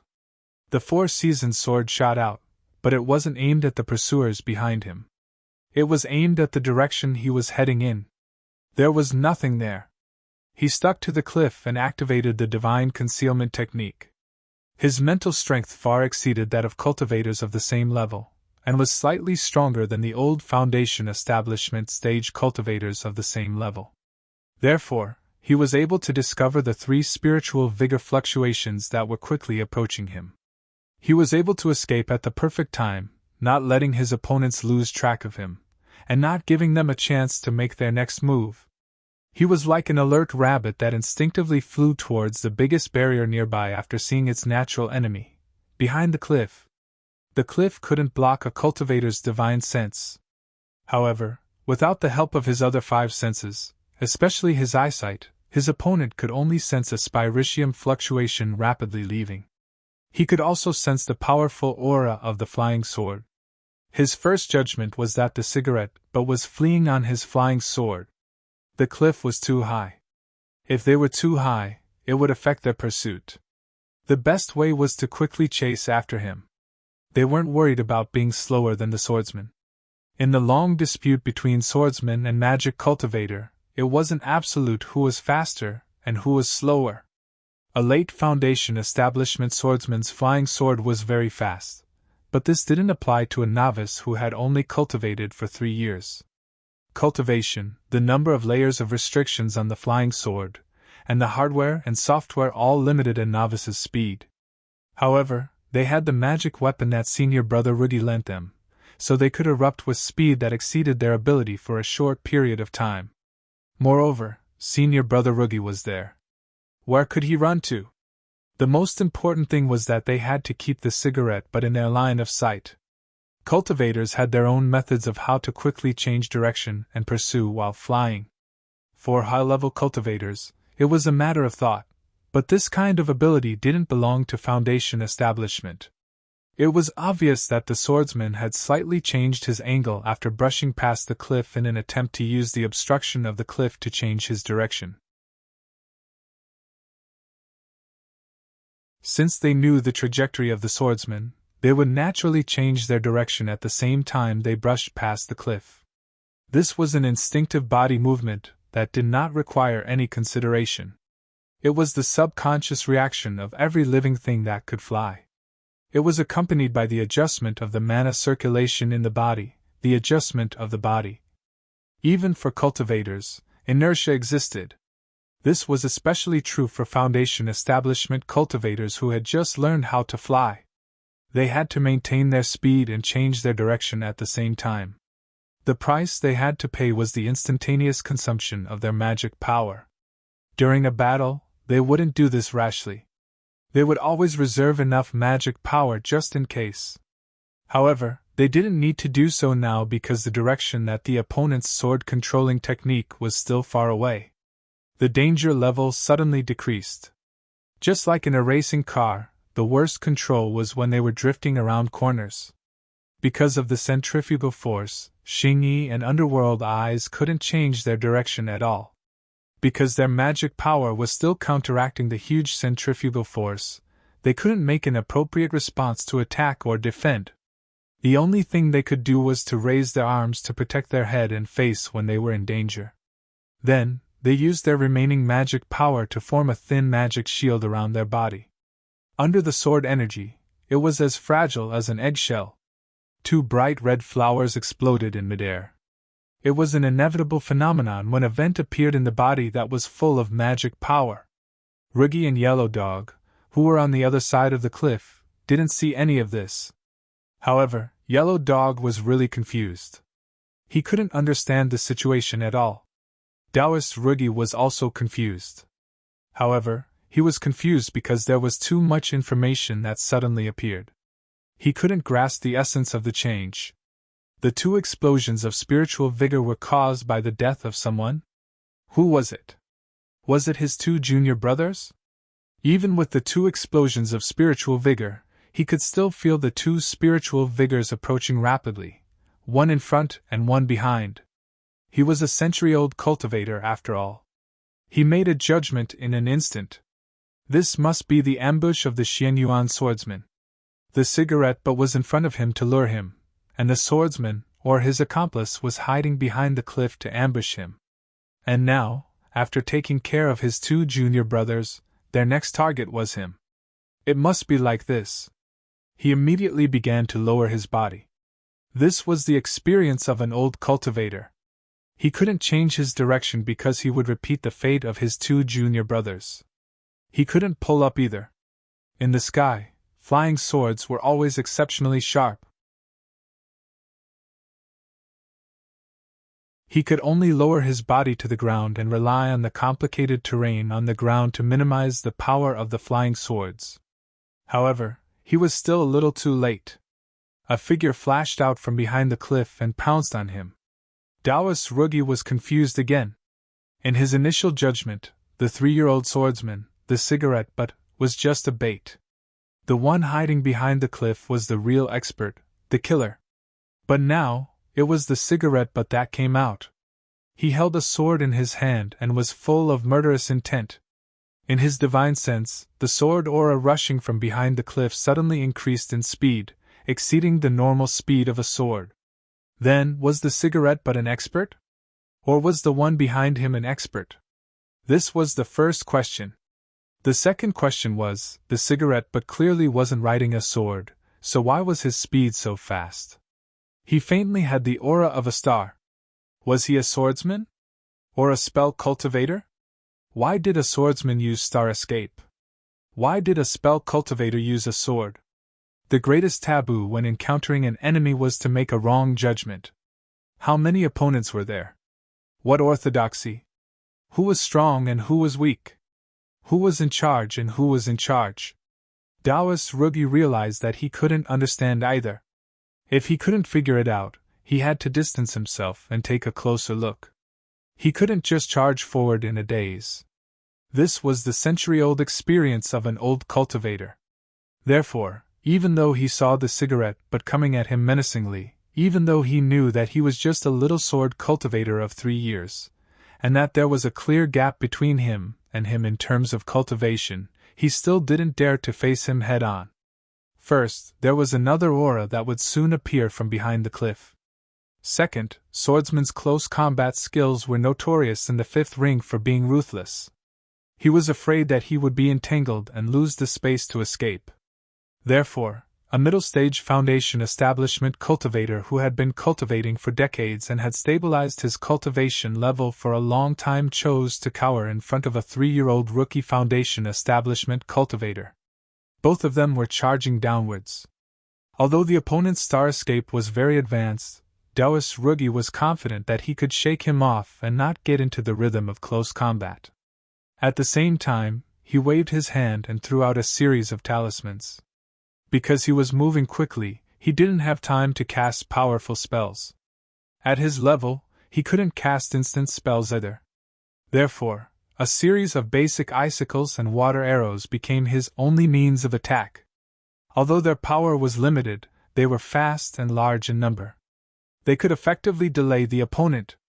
Most importantly, he had to focus his energy on defending against the opponent's flying sword. Losing one's vigilance in front of a swordsman was fatal. His delay was very effective. His opponent had no choice but to swing his sword to slash away a series of icicles.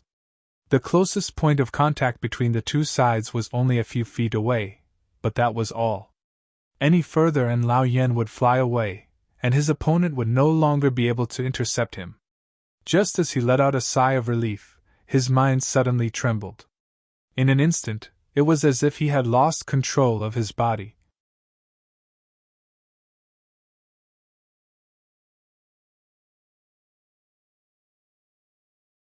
Chapter 221. In Rudy's sight, a sword light flashed from behind the cliff.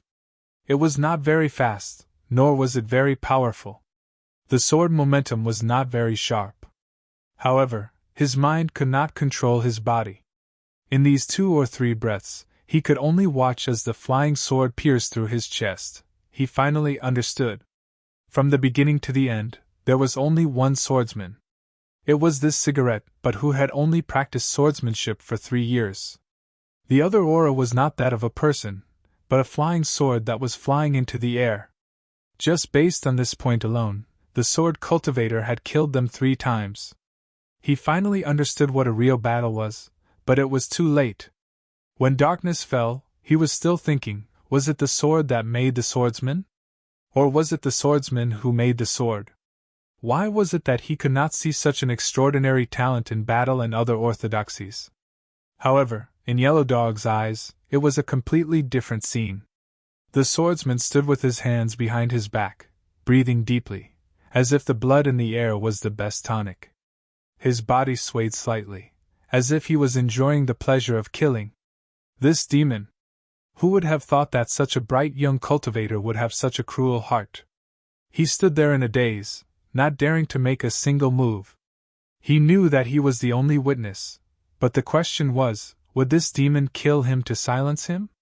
After enjoying himself for a few breaths, the Xianyuan demon made a turn in the air, looking at the bodies falling down the mountain stream, and smiled at Yellow Dog. "Sorry to trouble you to guide us for so many days, but this mountain stream doesn't seem very high, right?" Then, he floated away. It took the Yellow Dog a full 10 minutes to regain full control of its body. It knew that it had dodged the attack. He had his own interpretation of the Xianyuan swordsman's last sentence. It was obvious that the reward for being a guide was from the remains of the 3 dead. There was 1 here, and there were 2 more behind the cliff. Yellow Dog Leftover suddenly realized that its luck seemed to be turning for the better. No matter how deep the stream was, he had to fall down and climb back up. No one could stop him. It took him an entire day to find all the storage rings of the 3 cultivators. Fortunately, this place was deserted and no one came to disturb him. In fact, he didn't know if he had missed anything. Anyway, with his ability, this was the best he could do. A total of 9 storage rings. What made him embarrassed was that he couldn't open a single one. There were 2 paths in front of him. The first was to keep it for himself, and the second was to find the Xianyuan swordsman and let him take charge of it. He wanted to see how many benefits he could get. As the reward for being a guide, even a few spirit stones were a lot. This was the reason why he was hesitant. After struggling for a while, he still chose to look for the swordsman. It was not that he could withstand the test of resources, but that he could not open the storage rings of these Foundation establishment cultivators in a short period of time, let alone know if there were any traps in them. He still had his parents and elders. He had already put them in danger once. He didn't want to do it again. At the very least, he no longer had the burden of debt. He didn't need to take the biggest risks for everything. After this change, he found that he had no room to struggle in front of a real cultivator. The so-called struggle for life was so laughable. The cruelty of the cultivation world was far beyond his imagination, just like the masters of the 3 major sects. So what if he had the ability? If he was careless, he would be slaughtered like a dead dog. Lu Xiaoyi returned to his own inn, but he knew that he couldn't stay here for a month as he had expected. Now that 7 days had passed, he had to leave after 3 days at most. Wushang's reaction might not be so fast. The mountain was high and the road was long, but Wan Jinglu was different. After all, he was only in the early stage of Foundation establishment. He didn't have the strength to wait here for Wushang and Wan Jinglu to challenge him one after another. His plan was built on tactics, not strength. He was well aware of this. If he left, he might not be a coward. If he stayed, he might not be a hero. He wouldn't do things for reputation. That was not his style. There were people from the Deshun Bank keeping an eye on the inn, so as soon as he returned, the Tian family head rushed over and said, "Disaster! It's a disaster, it's a disaster. Master Yen, those 3 Taoists want to harm you. What should we do? If you leave, what should we do? Lu Xiao looked at him. He didn't know whether this old fellow was sincere or not, but he had his own way of dealing with it. I've already met them, but I still have to thank you. Even if your news came a bit late. The Tian family head had an expectant look. You've met them? How was the discussion? Did everyone shake hands and make peace? Can our bank? Lu Xiao interrupted his fantasy.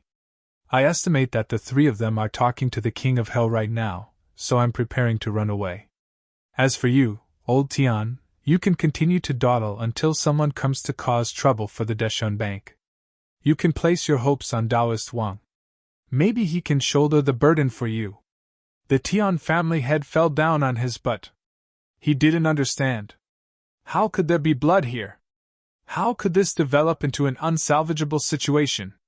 Lu Xiao lightly said, The matters of the world of cultivation have nothing to do with you. This is the general direction.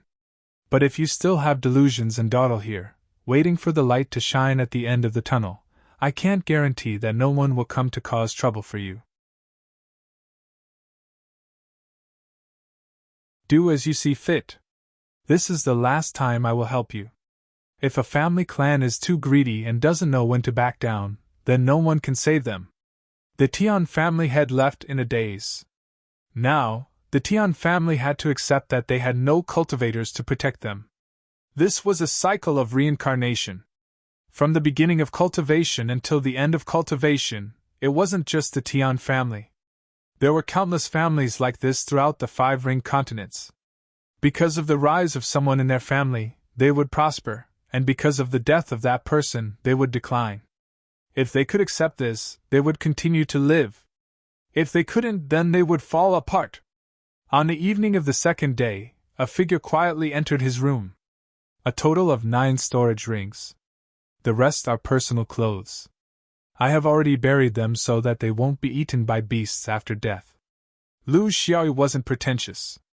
He wasn't the kind of person who would fight over a small amount of money just because someone paid him a small amount of money.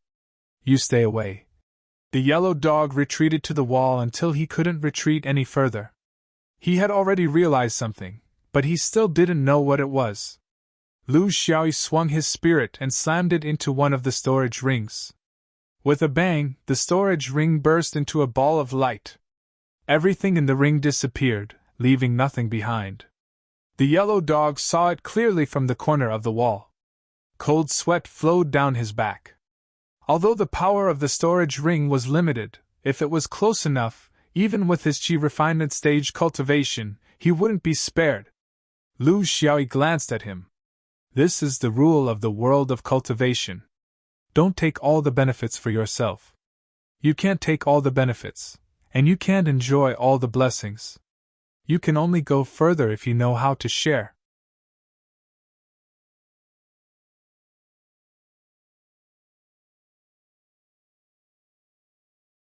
Chapter 222. 5 out of the 9 storage rings were destroyed. Needless to say, the remaining 4 must belong to Yixing and Ningmu. They hadn't been in the sect for long enough, so they didn't have enough money to use these storage rings. To Lu Xiao's surprise, the 4 storage rings dropped a lot of things. There were more than 600 mid-grade spirit stones, and there were also some random things, including a few low-level magic tools, jade slips, and so on. This was normal. Xianyuan sword sect's welfare was average, and it couldn't be compared to a well-known Taoist sect like Wushang. Even he could earn 200 spirit stones a year, so it was normal for these 2 to save up so many spirit stones. They were used to living a hard life in their original world, so they knew how to save money. They weren't like most of the local cultivators who lived on borrowed money. Lu Xiao divided the items into 2 piles, and he didn't count them in detail. Pick a pile and go your way. Yellow Dog didn't expect such a result. This was a huge sum of money for him. He wanted to decline, but he couldn't. He needed these spirit stones too much for his future. He wanted to thank him, but after a few days of interaction, he already understood the character of the cultivator in front of him. He didn't like to dawdle and act pretentiously. He didn't say much and knelt down to pay his respects.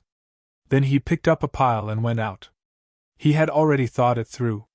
He would pay back the debt to Deschun first, and then he would leave with his parents. Master was right. He couldn't enjoy all the blessings. Since Master had shared the blessings with him, he must pay back what he owed. Otherwise, he wouldn't be at ease. Lu Xiaoyi didn't have anything else to worry about. He went out of the window and saw that the direction of Deschun was brightly lit. People were shouting and horses were neighing, as if they were fleeing for their lives. It seemed that Master Tian finally understood the key point and began to disperse. If he could make such a decision, there was still hope. Lu Xiaoyi took advantage of the night to fly out of Minzhou's city. He had his own plan on how to go back. Going back in a straight line was the usual way of swordsmen, but he wasn't fast enough. They could only take a detour. Although it was further away, it was impossible to track them down. Xian Yuan's swordsman's so-called creed, he did not take it to heart. His life was more important, so why was he pretending to be a hero? He had already chosen his path. In fact, it was like a bow. When he came, he walked on the bowstring, and when he returned, he walked on the body of the bow. He took a slight detour, but this detour made it impossible for others to guess. There were countless choices, and it was impossible to chase after him. After all, this was the western regions where Xian Yuan was in charge. It was impossible for Wu Shuang to send a lot of Zhuji to look for him. Although Wan Jinglu was also a landlord, he was still weaker than Xian Yuan. He could do it in private, but he wouldn't do it openly. This was just a precaution. Just like how Rugi and the others judged that Xian Yuan would not react to the death of his cigarette, but the deaths of these three people might not cause an excessive reaction from Wushang and Wan Jinglu. They were just small characters. Whether they could be noticed or not depended purely on the rotation of the fate compass. But to them, this was everything.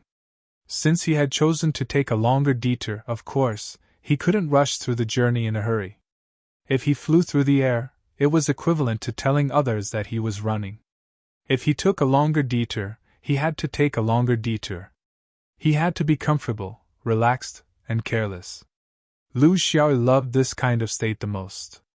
There was no psychological pressure, no clear mission direction, no deep hatred, and no one that he had to rush to meet. It was as if the whole world didn't know him, and he was just looking at it from an outsider's point of view. When the official road was clear and direct, he would usually choose to ride a horse or follow a caravan. Only when he encountered mountains, rivers, and natural moats, where he had to take a big detour to follow the pace of mortals, would he choose to use the cultivator's method.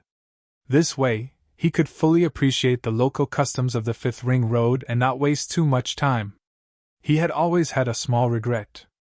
When he was in the lower 3 stars, he had never really had a relaxing trip since he transmigrated. Most of the time, he was bored in Pu's city and the Gobi Desert. The few times he went out, he had a clear goal. He was in a hurry, so he didn't have time to see the people and scenery around him. Now, he didn't have the chance to see them.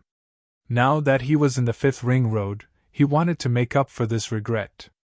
Moreover, this was also a kind of cultivation. Most of Lu Xiaoyi's life philosophy came from his previous life. In the lower 3 stars, he had limited contact with the world, so he was lacking in this aspect. The sooner he entered the mortal world, the better.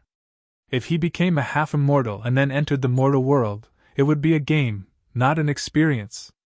The key was that in interacting with mortals, he could find a lot of fun that he couldn't find in the cultivation world. He really enjoyed this kind of fun. In the lower stars, he had lost all his family and friends. It was as if he had lost interest in exploring the entire star field. However, this was the 5th ring. It was a new world, a grander and more magnificent world. He hoped that he could have a new beginning, new friends, and a new home. This was what he had to do. Even if his heart was still lonely, he had to do it on the surface. This would allow him to live longer. This was a free trip. Sometimes he rode alone, sometimes he traveled with a caravan, sometimes he walked with a few monks, sometimes he rode with a few young heroes. Along the way, he experienced the people, historical relics, and cultural heritage of the Fifth Ring Road. He gradually found that there was a gap in the history of the Fifth Ring Road. Less than 20,000 years ago, the history of the Fifth Ring Road had undergone earth-shaking changes. Everything before was very vague, as if it was a blank. Only after that did everything bloom. He was not a mortal. When he was in the sect, he had dabbled in the history of the sect.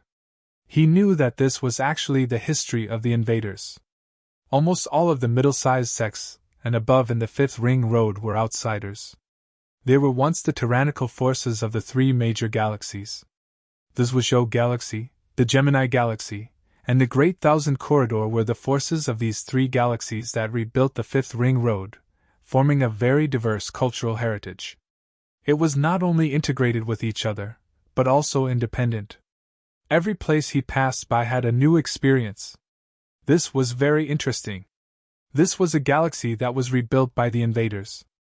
It was just that too much time had passed. In the past 20,000 years, not to mention mortals, even high-level cultivators had changed several times. Who could still remember who was the master of the Fifth Ring Road 20,000 years ago? He spent more time riding alone. During this time, he would not find a town to rest. Instead, he would cultivate in the wilderness. Because the direction of his cultivation was more towards the stars, his cultivation process did not have the unique aura of a swordsman, unless he used his flying sword. However, on the way back, he no longer carried the sword case.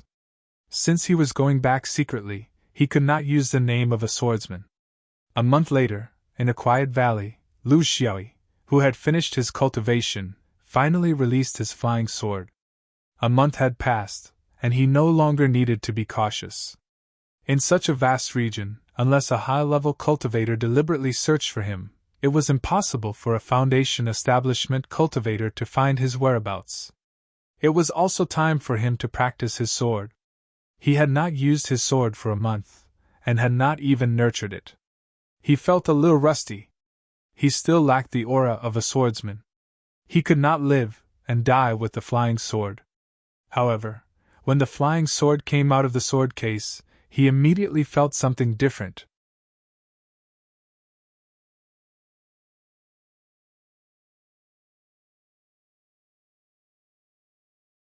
Chapter 223.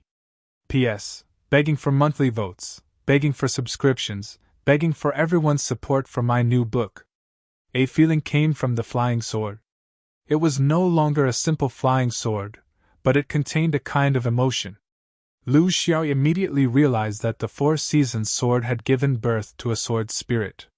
The flying sword was as vigorous as a dragon in the valley, spiraling up and down, as if it was venting its dissatisfaction from being trapped for a month. Although it was the most basic awakening of the sword spirit, it couldn't be compared with the previous awakening of the sword spirit. The maximum distance of the flying sword suddenly increased from 100 feet to 200 feet. Regardless of power or speed, there was a qualitative improvement in all aspects. Especially control. This was because the flying sword was no longer an inanimate object, but a sword spirit with basic instincts to control it. He no longer needed to exert effort to control it, but only needed to issue a simple command, and the sword spirit would complete the specific movements of the flying sword. This feeling of controlling the sword made one feel relaxed and happy, as if there was nothing that could not be done. After a long time, Lu Xiaoyi, who was still not satisfied, pressed the Four Seasons sword back into the sword box and began to think about why this thing had undergone such a huge change. It was harder for a flying sword to give birth to a sword spirit than for a cultivator to become a high-level cultivator. Under normal circumstances, the whole process was a long period of contact between the cultivator and the flying sword, almost inseparable from the person's back, unpredictable life and death battles, daily contact with the flying sword, and after hundreds and thousands of years of communication, there was a small chance that the flying sword would give birth to a sword spirit. In the history of Xianyuan Sword School, There had never been a Foundation establishment cultivator who had successfully cultivated a sword spirit. This was because they did not have enough time to nurture their flying swords. Was there such a person in Jindan? Not sure. Even if there were, they would be extremely rare and outstanding individuals. Only when one reached Yuanying would a sword spirit gradually appear. This was also one of the most important factors to measure the strength of an external sword Yuanying. Then, on what basis did he, a newcomer who had only practiced the sword for 3 years, and was even somewhat inexperienced, have the qualifications to obtain a sword spirit? With Lu Xiao's character, he did not believe in miracles. Even if there was a miracle, why should it fall on his head? It was supposed to be a free trip, but because of the appearance of the sword spirit, he was pleasantly surprised and began to worry. He had to figure out the origin of the sword spirit. How did it come into being? Along the way, he had been thinking about this question. He had to carry the sword sheath on his back because only by continuously communicating with this newborn sword spirit would he be able to slowly discover the truth. However, to his disappointment, the 4-seasoned sword spirit was now like a 1-year-old child. It had no way of communicating with him at all. For example, where did you come from? How was it generated? When was it formed? It did not know anything at all. It only had its own instincts, the instincts of the sword. Everything else was still in the process of learning. Moreover, this learning process was abnormally slow, far slower than a normal human child.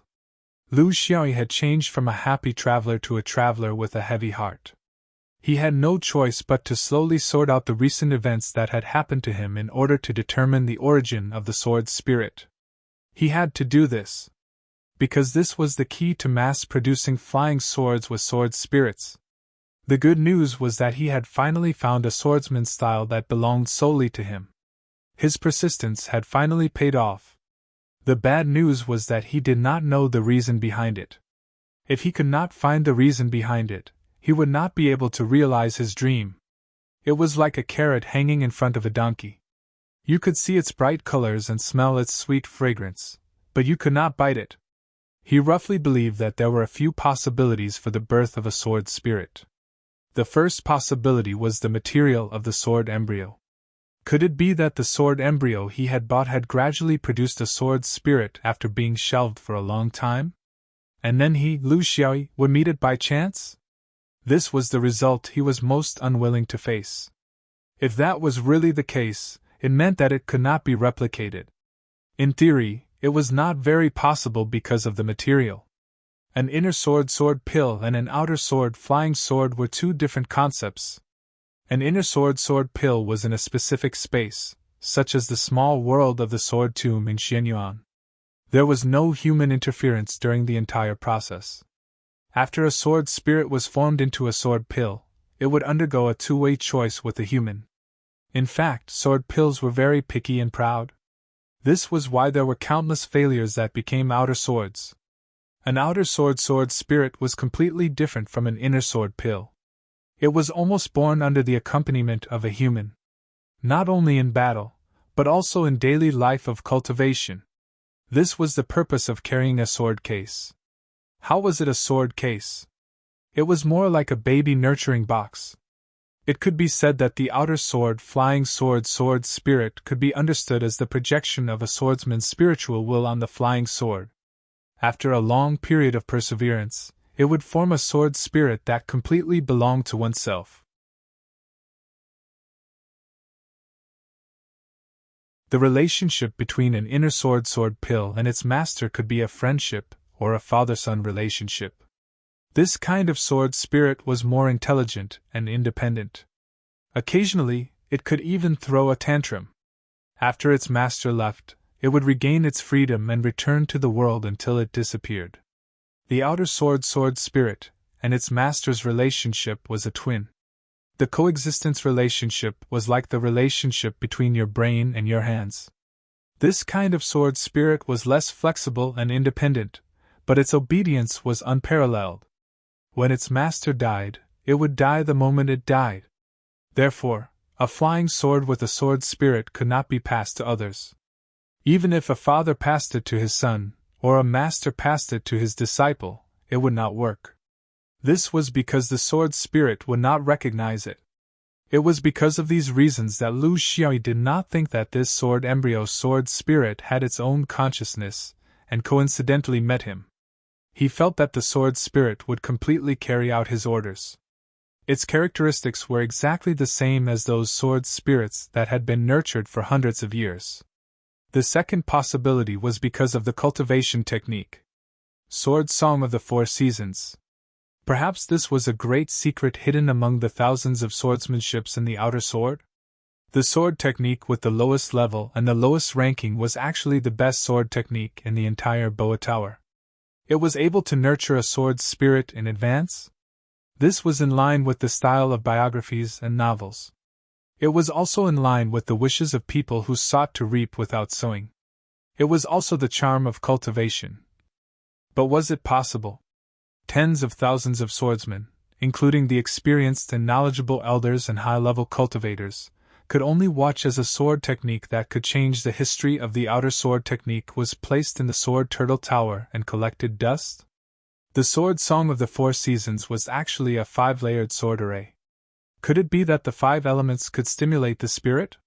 It did not make sense. The third possibility was the chasing luck in his sea of consciousness. This was the only cheat he knew of. It was basically useless and lifeless. No matter how he flipped it or stimulated it, there was no reaction. He really could not see the connection between it and the sword's spirit. In the countless times he had used the flying sword, the sword's spirit and the chasing luck did not have any interaction. The last possibility was the pearl left behind by senior brother Gu Bei. He had indeed used it in battle. It was the sole fighting technique he had used against Ru Gui. This had given him a few precious breaths of time. Could it be that because of this, it coincided with some kind of heavenly axiom condition and stimulated the birth of the sword spirit?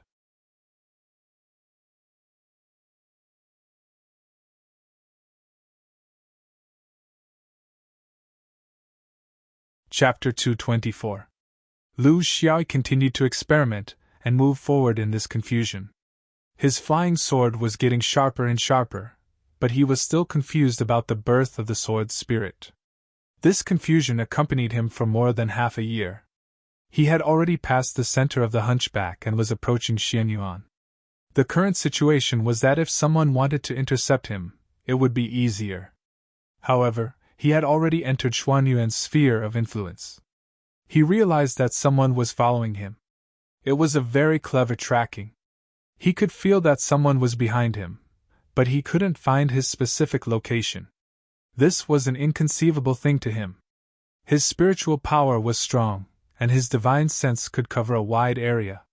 However, it was obvious that the other party's spiritual power was stronger than his. Therefore, he was within the range of the other party's divine sense, but his divine sense couldn't cover the other party. Who was it? Was it Jin Dan? Did the Supreme or Wanjing Sex Jin Dan dare to behave atrociously in Xuanyuan's sphere of influence?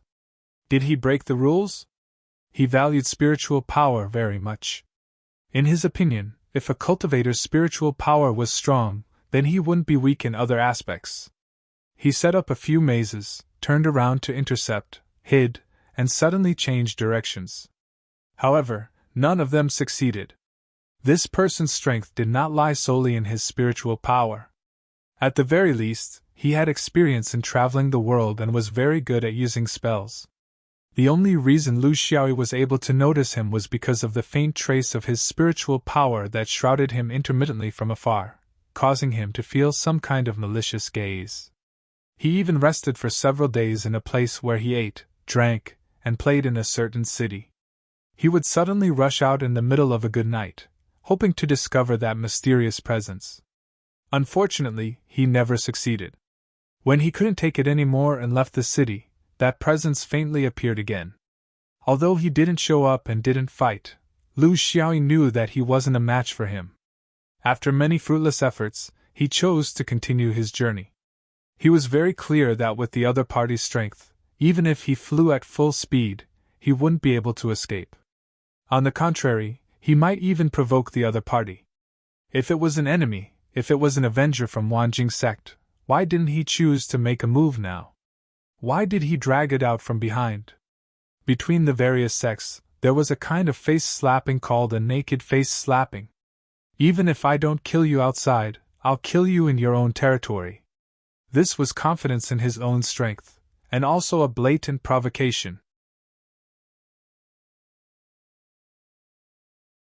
Most people wouldn't be so crazy, but this didn't include those who were truly blessed by the heavens, those who stood at the top of the food chain, those who were genius in spell techniques, body cultivation maniacs, internal swordsmen.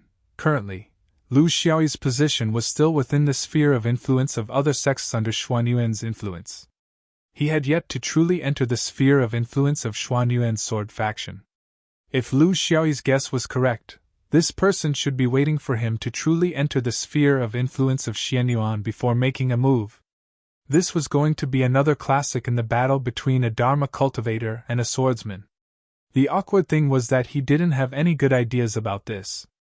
Counting his trump cards, he definitely couldn't use his mental strength, and his battle tactics might not be as good as his opponent's. If he really had to look into it, he didn't know if the Four Seasons sword, which had just given birth to a sword spirit, could be counted as one of them? He was still skeptical. He didn't have the fearless temperament of a Xianyuan swordsman, who would rather die than fight with others. This person was very strong, and couldn't be compared to the 3 cultivators in Minzhou's city. Putting aside his life to talk about temperament, he was just a hooligan. After thinking about it, there seemed to be only one thing left in his arsenal: the divine concealment technique. As a newbie who had only entered the sect for 3 years, he indeed had pitifully few tricks up his sleeve. This wasn't his fault. In fact, every newbie like him was like this. He could be considered to have some tricks up his sleeve, and his mental strength could definitely be considered as his trump card. However, compared to a cultivator who had cultivated for more than 100 years and whose abilities were among the best, this bit of ability of his was somewhat insufficient. At his current level, the cultivators he came into contact with were unaccomplished cultivators like Gu Bei and Rugi, as well as newbies like Xing Yi and Ming Mu. This was originally the normal path of cultivation, but he had made an abnormal kill, which naturally attracted the attention of higher-level cultivators. In the end, he had brought this upon himself. He had to make a decision as soon as possible. The closer he was to Xianyuan, the less space he had to move around. In order to achieve his goal, he began to consciously walk through the city more often, because he could meet more cultivators here. The wilderness was too vast, and the chances of meeting cultivators from other orthodoxies weren't high, let alone the swordsmen. Moreover, he had never met them before, so what right did he have to ask for their help and involve them in this matter? He had never realized that although he didn't have the courage of a swordsman, he had the arrogance of not asking for help for anything. He solved his own problems on his own.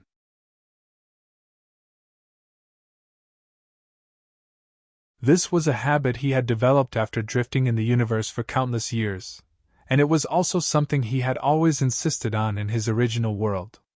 Even now, nothing had changed. He still hadn't found the right opportunity.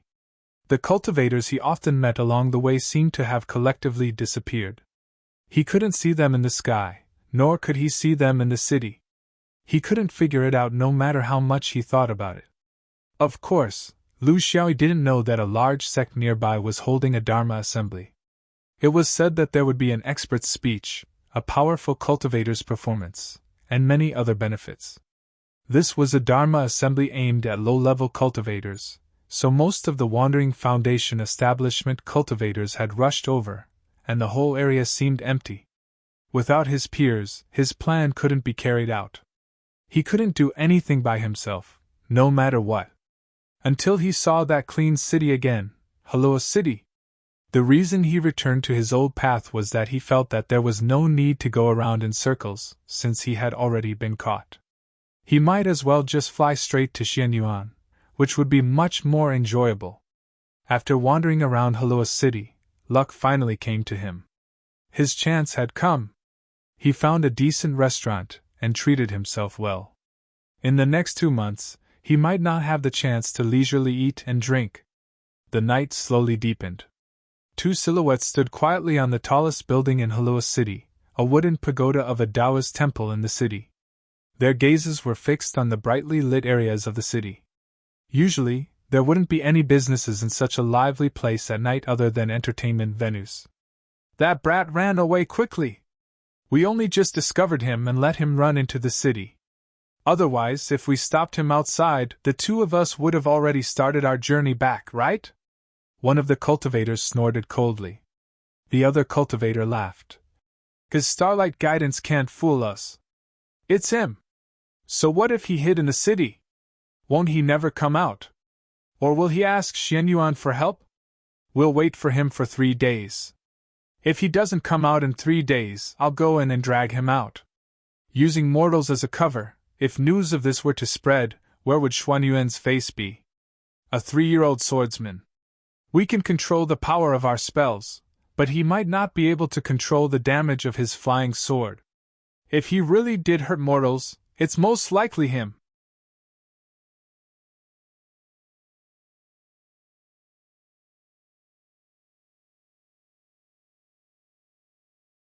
Chapter 225. In the 5th ring, the cultivation world didn't care much about battles and killings between cultivators, but the relationship between cultivators and mortals was very important. No matter what the reason was, once a mortal was harmed, the punishment would be very severe. Of course, mortals who actively sought death were exceptions. But if it was a battle between cultivators like them, if the battlefield was set in a city, unless no one ever found out, it would be a serious crime. This was also the reason why they were unwilling to act rashly even though they knew that the target had entered the city. They were afraid of accidents, so the best method was to wait for the target to leave Halua. The 2 of us are quite lucky to be able to intercept him in Halua, but the other brothers are in trouble. They've made a wasted trip, and they might even encounter other swordsmen. If you asked me, we should have moved the location a bit closer to the center of this city and killed Xuanyuan's prestige. We should have let them know that swordsman isn't the number 1 in the world. Look at them, their eyes are growing on top of their heads. Of course, this was just to boost their courage. If they really had such thoughts, they wouldn't have set the location at Halua City, which was still 2 months away from the dome. The other cultivator had been very careful and had never relaxed his surveillance of that person. Although he couldn't see with his eyes, for a super-large Orthodox Taoist sect like Wushang, there was no shortage of special cultivation methods. With their identities as senior Foundation establishment cultivators, they didn't lack methods. Moreover, that brat didn't seem to be deliberately hiding. It seemed that now that they were close to the dome, their vigilance had dropped a lot. This was good news. This brat, he went to the turbid hall area after eating and drinking to his heart's content. The other cultivator sneered. Xianyuan swordsmen are all like this. They cultivate the sword, not morality. They don't have any sense of propriety, justice, integrity, or shame. I really don't know how they manage to bring out swordsmen. But junior brother Rugi is also a good-for-nothing. The 3 of us surrounded one person, and we were all wiped out. No one would believe this. Otherwise, Marshal Uncle wouldn't have sent us out. It's really a disgrace. The 2 of them seemed to be chatting happily, but in fact, their attention had been focused on the faint fluctuation of spiritual vigor in the entertainment area of Halua City. They were both Foundation establishment veterans with rich combat experience.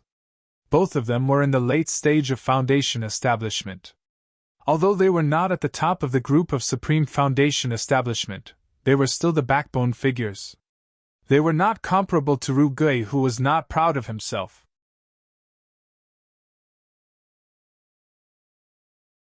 This time, they came to Thousand View Stream to have an exchange between the low-level disciples of the 2 sections. This kind of exchange was very common in the 5th ring, but they didn't expect that Rugi and the other 2 would die at the hands of a swordsman who had only been in the sect for 3 years. It was really a slap in the face, and because of the anger of the crowd, the story of how they split up to intercept Rugi was born. Lu Xiao's analysis was actually correct, but he forgot that to cultivators, face was often more important than life. On the watchtower of the southern gate, there was also a figure quietly standing there. He was wearing a white robe and had nothing on him. This was very rare among Foundation establishment cultivators, and it meant that he was extremely confident in his own strength. He had been following that person for almost a month. Although it was boring, it was also a test of his tracking ability. He had to admit that this person was very difficult to deal with. His strength was trash, but he was as cunning as a fox. Even with his ability, he almost gave himself away a few times. He didn't like this kind of mission. He hoped that it would end soon so that he could do something more meaningful. In a certain remote courtyard in Hulua City, 5 Foundation establishment cultivators were in the midst of preparing themselves. The leader of the group was constantly reminding them. Junior brothers! Although the Lake Mountain Spiritual Conference is in full swing, there are always some shady people who ignore the rules and treat the rules of our righteous law sect as a joke. They take pride in being able to stay in Hulua City. It's as if they have gained a lot of face. Let's do the opposite. We have to catch them at the scene tonight, and properly sweep away the face of these shameless people. We have to let them know that the rules of our righteous law sect are not for them to hear, but for them to see. His junior martial brothers agreed one after another. The leading cultivator continued. That's right. Because there are only a few people, we don't need to arrange too many people. I have already made a promise with martial uncles. This time, the few of us will be responsible for the inspection. Everyone be careful. If there are any mishaps and we can't even complete such a small task, none of us will have a good time in front of martial uncles. Everyone agreed in unison. The Righteous Law Sect's night inspection was not done every day. Usually it was done once a month. No one would place the sect's main focus on this. But occasionally, there would be a sudden inspection, depending on the situation. Martial Uncle Jean Dan did not follow every inspection. After all, the people who came here for fun were basically all Foundation establishment cultivators. Jean Dan rarely appeared. As soon as he heard the slightest movement, he would immediately run away to avoid any awkwardness.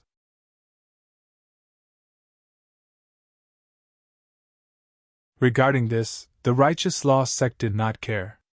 This time, it was considered a sudden inspection. Because the number of cultivators in Hulua City had decreased recently, they did not need to use too much strength. 5 Foundation establishment cultivators were enough. Everyone knew the rules of Hulua City. No one would really fight over this matter. Basically, they would laugh and accept their punishment. It was also because of the unique rules of Hulua City that it attracted many unruly cultivators from the 5th ring. They would take pride in being able to spend the night here and play hide-and-seek with the Righteous Law sect cultivators. This would give them something to talk about. It was very annoying for the Righteous Law sect cultivators. The 5 people went out in a single file. They did not fly because it would be easy to expose their whereabouts. Instead, they walked forward. Halfway through, they tacitly split up and blocked the several entrances and exits of the area. They were very familiar with this. There was no need for command. Everything was done in an orderly and strict manner. This was only an extremely ordinary inspection. After finishing, they could go back and cultivate a few cycles. Lu Xiaoyi strolled through the night of Hulua City. The city was clean, but because of the strict control of all aspects, it lacked the liveliness of other cities. There were no hawkers walking the streets, no bustling crowds, and of course, no thieves. There were no melons or candy pits all over the ground. Everything was like this. There were pros and cons. It all depended on how you chose. The only hawker in his line of sight was an old man selling candied hawthorns. Obviously, he was forced by life and had no choice but to take the risk to walk the streets. However, since very few people came out, his business was naturally not very good. There were still more than half of the candied hawthorns on the straw target. According to the current situation, he feared that he would not be able to sell them all tonight. Lu Xiaoyi took out a piece of loose silver and handed it over. However, The old man clearly did not have change. Although it was only a piece of silver, it was enough to buy several of his candied hawthorns. Lu Xiaoyi smiled and shook his head. He took the straw target and slung it over his shoulder. Amidst the old man's endless gratitude, he took one of the candied hawthorns and placed it in his mouth to lick. The taste was not bad. It was sweet and sour. After turning 2 corners, there were actually 2 small customers who ran over to take care of his business. He stuffed 2 skewers into each person's hands and walked forward happily. When he passed by a dark corner, he quickly changed into civilian clothes. At the very least, he didn't look like a cultivator at first glance. Soon, they arrived at the entertainment street. They stuck the straw target into the ground and opened their mouths to shout.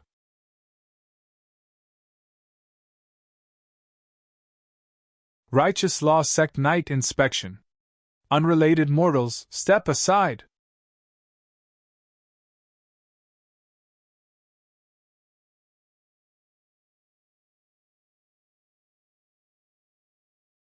Chapter 226. With this roar, the entire street immediately fell into chaos. Mortals didn't care, but the scattered cultivators were different. Whether or not they could successfully escape the punishment of the Righteous Law Sect was something they could brag about. Refining cultivators didn't dare to move, but Foundation establishment cultivators were prepared. 3 silhouettes immediately flew out of the window after a certain vile voice sounded. They flew in different directions like rainbows, like roaming dragons. At the same time, Lu Xiaoyi activated his divine concealment technique and began to slowly leave the area at the pace of an ordinary person. He was like a normal person who saw cultivators fly into the sky and burrow into the ground. He was both surprised and indifferent. The approaching Righteous Law Sect cultivators were very surprised to see 3 auras spreading out in all directions. They knew that they had been defeated. This was not something new during night patrols, so they split up to intercept them. In Riverluo City, this kind of interception was basically just for show. It was a competition of speed, and neither side would beg for mercy.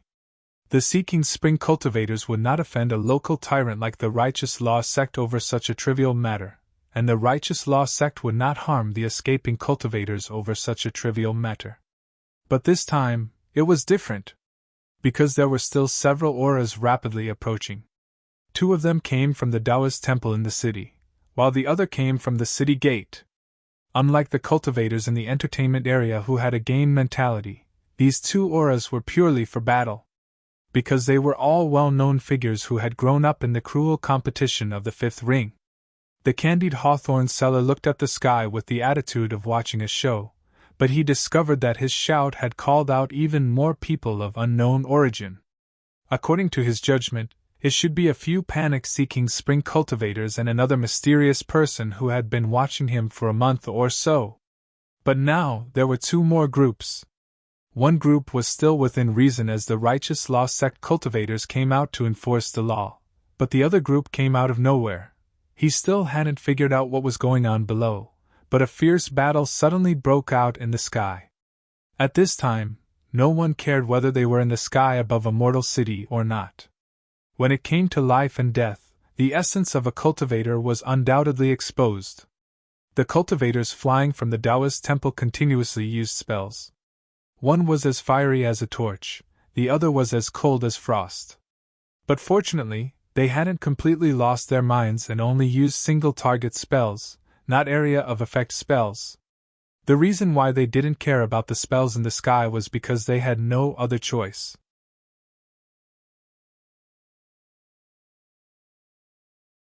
Because the white figure flying from the city gate was also very familiar to Lu Xiaoyi, the mysterious person who had been pestering him for nearly a month.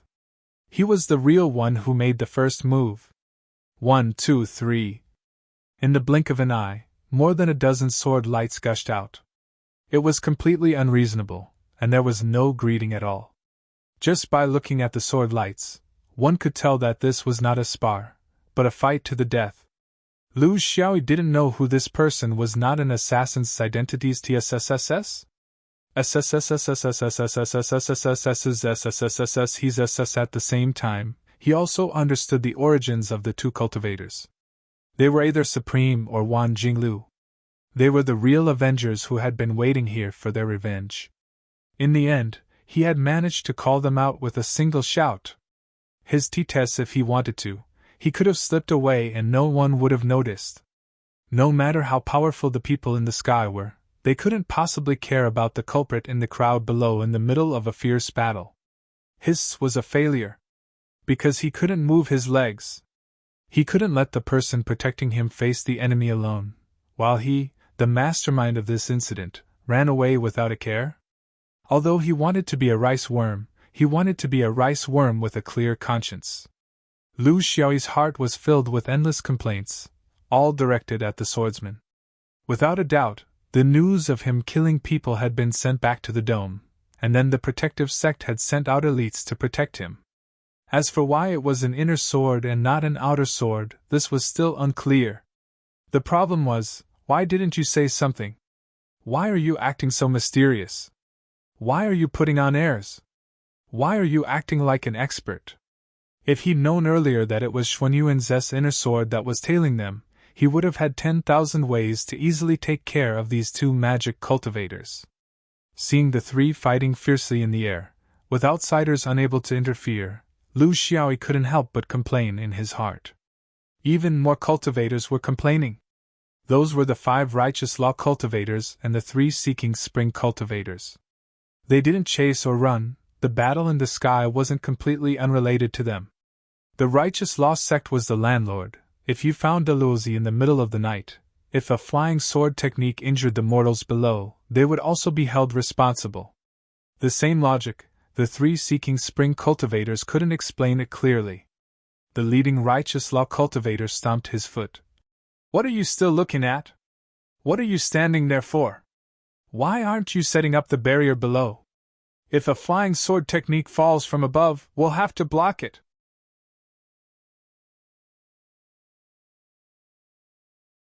His words woke them up, and the 8 cultivators hurriedly made their preparations below, preparing to clean up the mess caused by the big sex fight. A seeking spring cultivator anxiously said, "That's Xianyuan and Supreme. There's no way to stop them. Where's your righteous law sex Jean Dan? I saw him the last time they caught me." The righteous law sect cultivator beside him said angrily, "You're King unrepentant. Of all times to come, why did you have to come now? If it wasn't for you guys messing up the scene, we might have been able to hold them back before they attacked. Now that they've torn each other apart, how can we separate them without seeing blood?" While they were arguing, the 3 people in the air fought even more fiercely. The swordsman's attacks were sharp, and his movement technique was marvelous. He was slightly stronger than the 2 magic cultivators, but the magic cultivators had the advantage of numbers, and they were experienced. They knew that Xuanyuan's swordsman's might would be maximized in a battle of movement.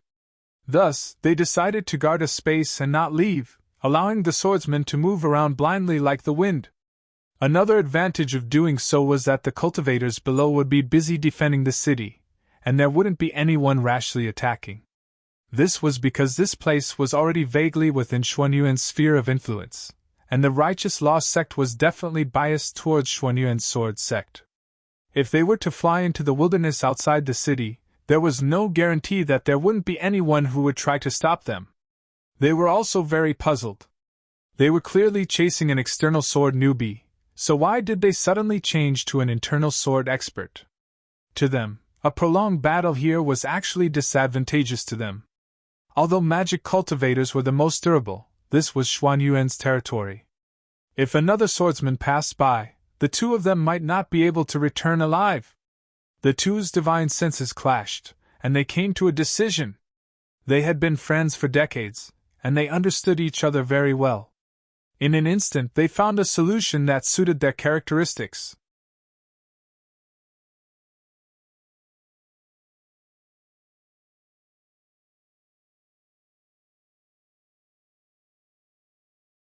Chapter 227.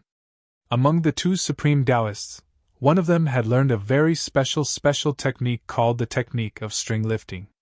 By memorizing the opponent's movements, he could form a rough map of the opponent's movements, Then, through some kind of secret technique, he could gain the ability to control the opponent's movements for a short period of time.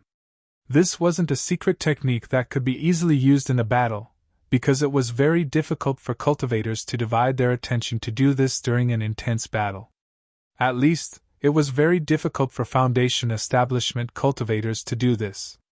However, the purpose of this secret technique was to control opponents who moved quickly, so that they wouldn't gain the upper hand due to their speed. In the cultivation world, there were many techniques that could control the opponent's state, such as making them dizzy, dazzling, charming, and so on. However, these techniques belong to the category of high-level techniques. Foundation establishment cultivators had just stepped into the door of cultivation. Their so-called techniques were still the most basic techniques, such as icicles, wind blades, fire chains, earth shields, wood thorns, and so on. Because they didn't have enough mental power, they couldn't completely control other cultivators. However, for a big sect like the Supreme Taoists, their techniques were naturally different. There were some secret techniques that could indirectly control or influence the opponent. The technique of string lifting was such a technique. It might not be able to completely control the opponent, but it could affect the opponent's movement trajectory to a large extent. Just like a marionette in a sense, the direction it was traveling in would always deviate. If it wanted to go east, it might end up going southeast. If it wanted to go west, it might end up going northwest instead. Its body would be out of control, just like a marionette on strings. This was basically the limit of what a Foundation establishment cultivator could do. It was indeed a good way to deal with a profession like the swordsman who could move around freely. Since it had such an effect, it wasn't easy to use. After a period of battle, one would have to memorize the opponent's movements and movements. Then, one would have to perform the secret technique without being disturbed. One person wouldn't have the opportunity to perform the secret technique. However, there were two Supreme Taoists, so it was possible to perform the technique of string lifting. Their division of labor was very clear. One of them would hold back the sword cultivator for a period of time, while the other person, who had already memorized the sword cultivator's movements, would find time to complete the execution of the secret technique. If they succeeded, the swordsman would be at a loss for a short period of time, and they would have the opportunity to kill him.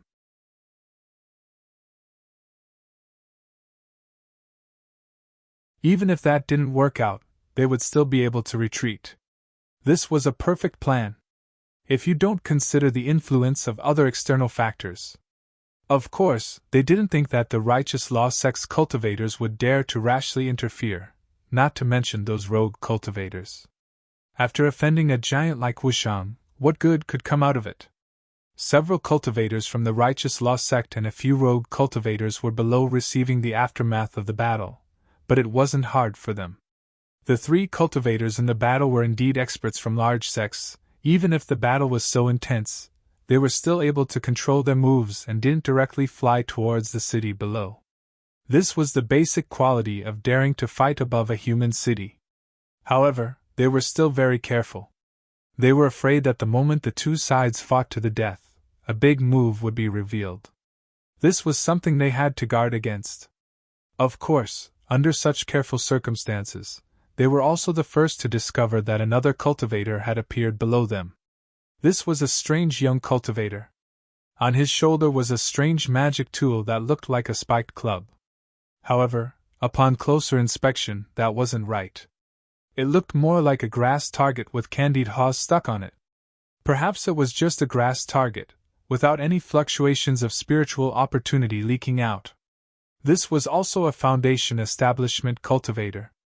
In the eyes of the righteous law sect, this was very likely a Foundation establishment cultivator who had settled down in River Luo City? Perhaps he was simply a spring seeker. It was just that those three couldn't hold themselves back and ran away at lightning speed, while this crafty old fox hid at the back and only came out now to lend a hand. No matter what, choosing to stand out at this time was worthy of recognition. It was better than hiding on the sidelines and watching the show. Find a place to stand. Don't worry about anything else. You only need to catch the flying swords and magical techniques falling from above. After this matter is over, the righteous law sect will give you our thanks," the righteous law sect's leader warned. Since he came up, he naturally understood the rules. That young cultivator gave them a brilliant smile, but his body didn't stop. He passed over the low altitude they were standing at and flew to an even higher battlefield. The leader was startled. Was this the tempo of wanting to join the battle? Just as he was about to shout for him to stop, he suddenly shut his mouth. It wasn't just him, but the other 7 cultivators as well. They couldn't see it when they were flying face to face, but when this young cultivator passed over them and turned his back, a sword case astonishingly appeared in everyone's eyes. This was a swordsman. Which sect's swordsman was there in the vicinity? This was the precursor to a sneak attack.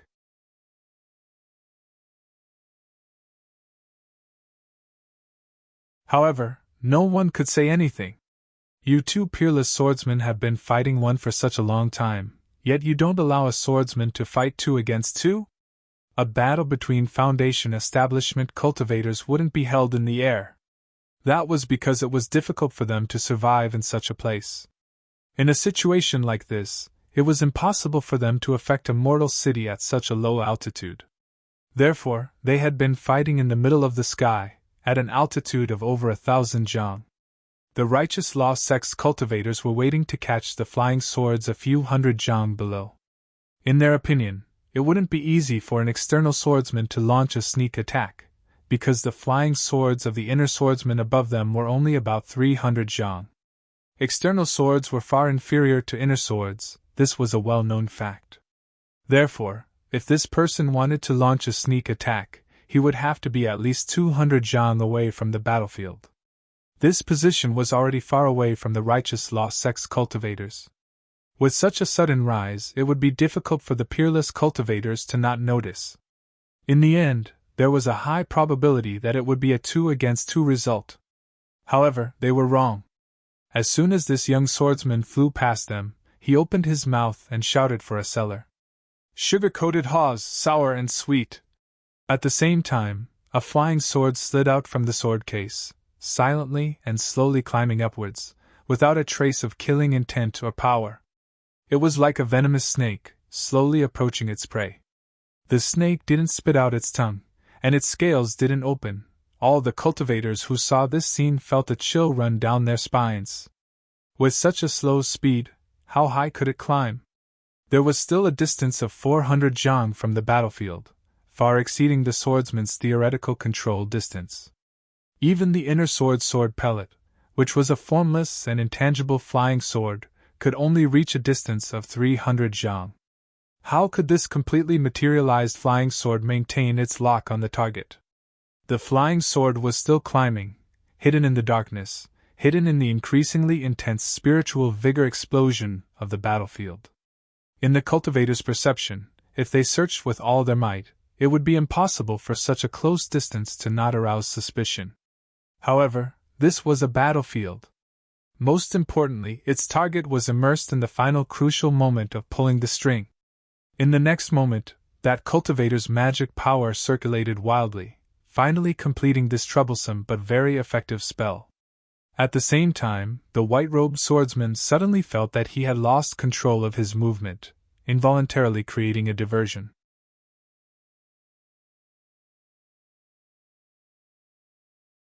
It was also at this moment that the flying sword that was about 1,000 zhang away from the battlefield suddenly trembled and shot out.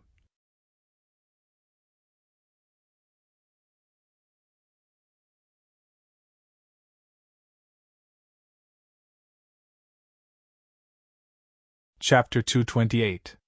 The sky was in chaos. The white-clothed swordsman instantly lost control. The peerless cultivator who had been gritting his teeth all this while began his counterattack. The other peerless cultivator spun and fell down, spraying out a rain of blood that was not too obvious in the dark night. Lu Xiaoyi threw the skewer of the candied haws and pulled out his sword, stabbing upwards. In his honest understanding, he had a way of responding to those who wanted to kill him. However, there was no time for him to complete his habit.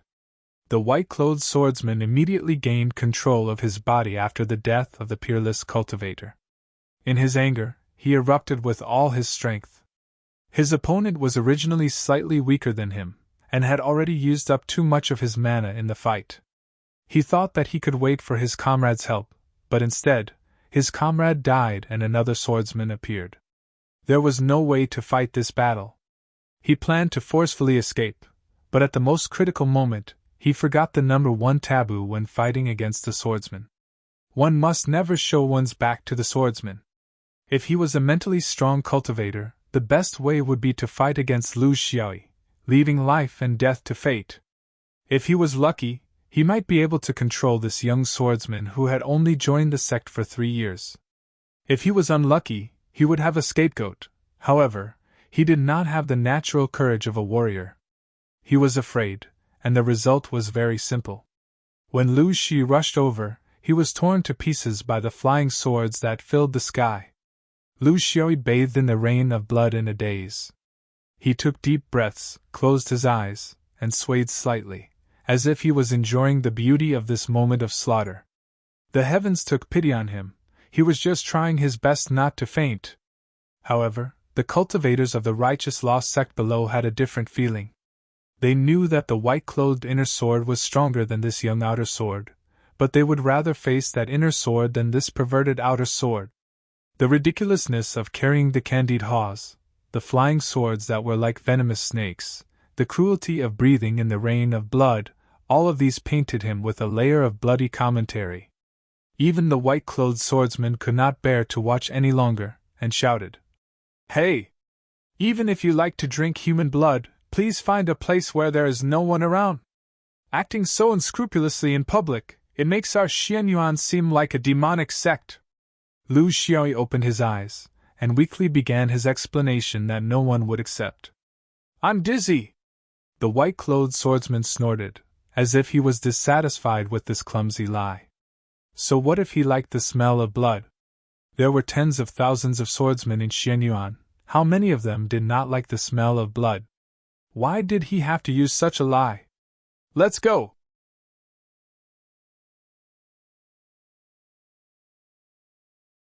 "What are you still standing here for? It'll be troublesome when the elders of the righteous lost sect arrive." Lu Xiaoyi looked regretfully at the candied haws that were falling to the ground. He was somewhat reluctant to part with them.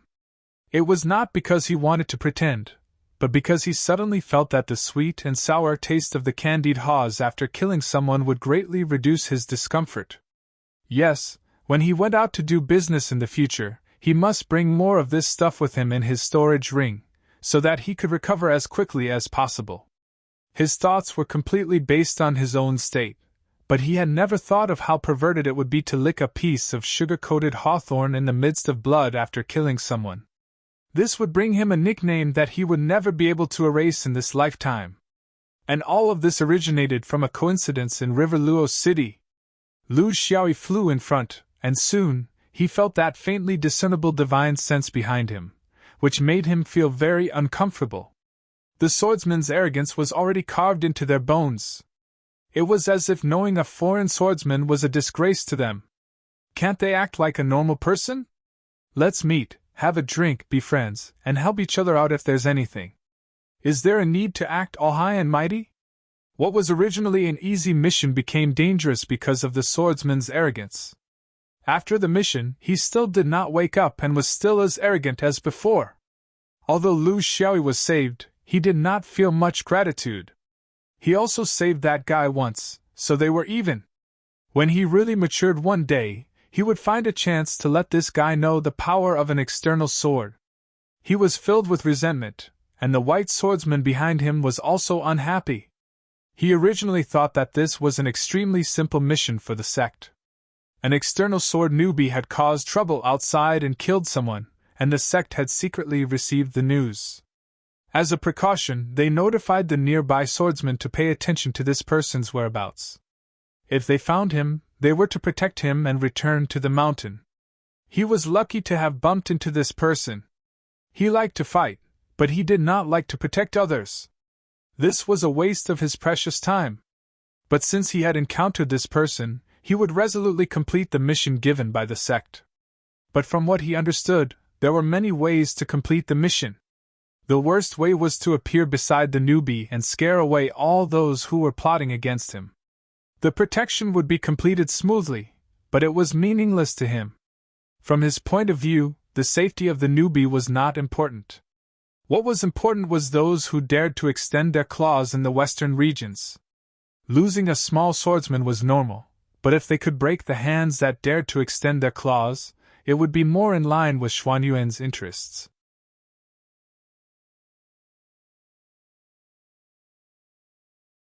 That would save more Xuanyuan disciples. This was his understanding.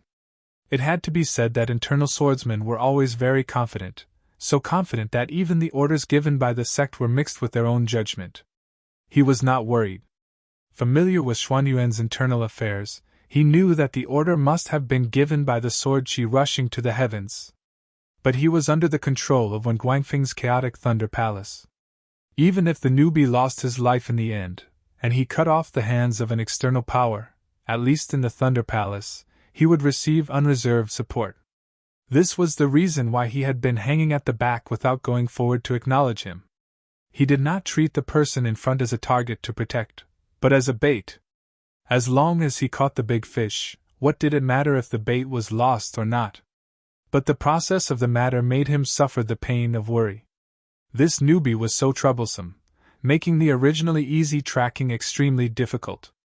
It was not that he had not done similar tracking and protection missions. To him, for a small swordsman who had only joined the sect for 3 years, he could easily complete the mission with one hand. The other party would be in a daze throughout the entire process, not knowing anything.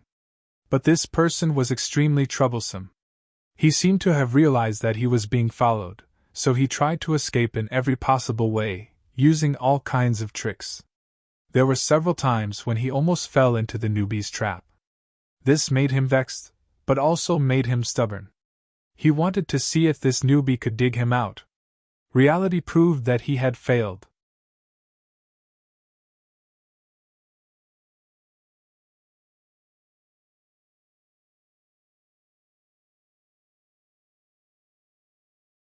Chapter 229. With his cunning, the rookie had dug a hole for everyone in Haloa City. It was a simple method, but the effect was obvious. He didn't miss anything. He had finally caught 2 claws that had reached into the western region. However, it wasn't under his initiative, but a passive participation. What was worse was that he didn't do his best in this operation. Not only did the rookie take half of the credit, he even owed him a favor. This made him feel very unhappy. He didn't think that without the rookie's help, he would definitely be defeated. There was a high probability that he would be able to escape with his 2 claws. But the truth was the truth. This time, at least half of the credit belonged to the rookie. Luring the enemy and killing the enemy, there was nothing to say. Yes, as proud as he was, he didn't think that the rookie owed him a favor. This was just a mission, nothing more. But in the middle of a mission, he owed the rookie a favor. This was intolerable. An elite swordsman owed an external sword rookie a favor. It was unimaginable. He didn't like this rookie, not at all. From the beginning, he had this attitude. There were too many reasons. The rookie didn't ride the sword. You're a swordsman, but you don't use the swordsman's way to travel. Are you still a swordsman? The rookie was too cunning. His thoughts were all on the crooked path. He caused countless troubles along the way, causing him to use all his skills. The rookie was very timid. He knew that there might be a supreme cultivator chasing after him, but he didn't dare to walk in a straight line. Instead, he turned back in a curve. He couldn't hide his fear of death. The rookie loved to sneak attack. You're a Xianyuan swordsman. Even if you're an external sword, can't you use your sword in a straightforward manner? Why did you have to take advantage of the fact that the rookie had just completed his secret technique and was weak? The rookie was too perverted. Liking to see blood was one thing, indulging in it was another. Was this something that a normal person would do? The rookie wasn't honest. He was obviously a pervert, but he said that he was scared of blood. Did he take him for a fool? Rookie. He didn't like rookies, but that didn't mean he would reject the mission. These were 2 different things. In the Xianyuan sword school, there was a deep-rooted belief that the inner sword was the true guardian of Xianyuan, while the outer sword was just a lackey. The fact that a small fry had stolen the limelight of an elite was the reason why he was unhappy, although he might not be aware of it. He still hoped that there would be a second wave of clawing hands to prove his ability, but he was obviously overthinking. Within 1 or 2 months of the dome, he could already see a few swordsmen flying through the air. This was already Xuanyuan's world.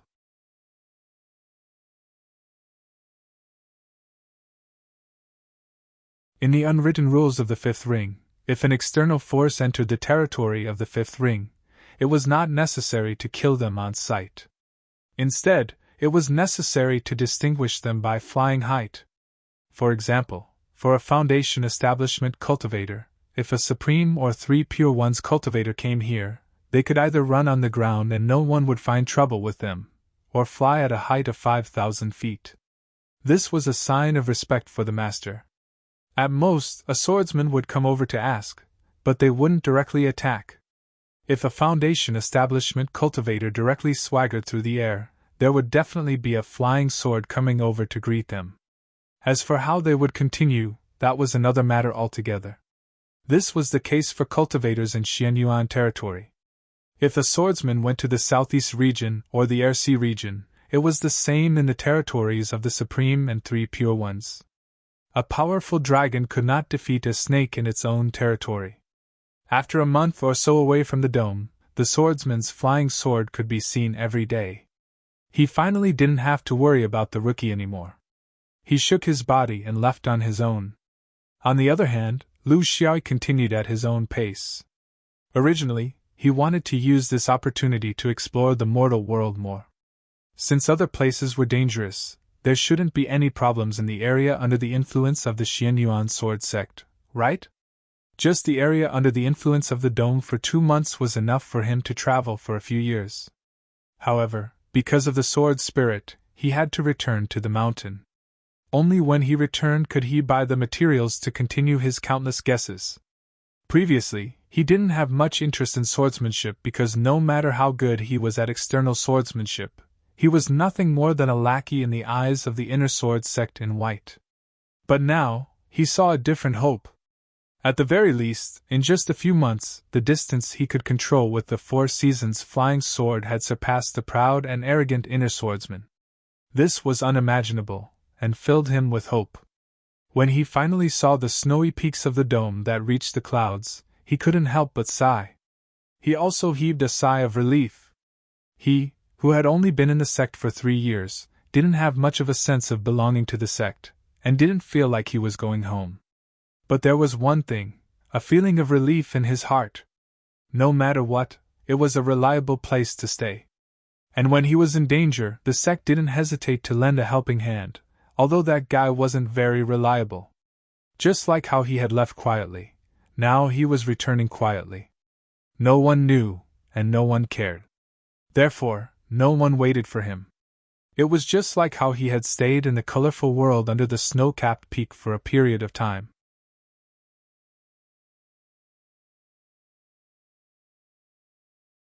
He wasn't a vain person, and he didn't want Xianyuan to welcome him home with a grand welcome. However, he was still disappointed that Xianyuan was going to welcome him home in such a gloomy manner. At the very least, he had killed 4 people. Was that something that anyone could do? It could also be 3. He just didn't know what the inner sword sect in white would say when he returned. He didn't care.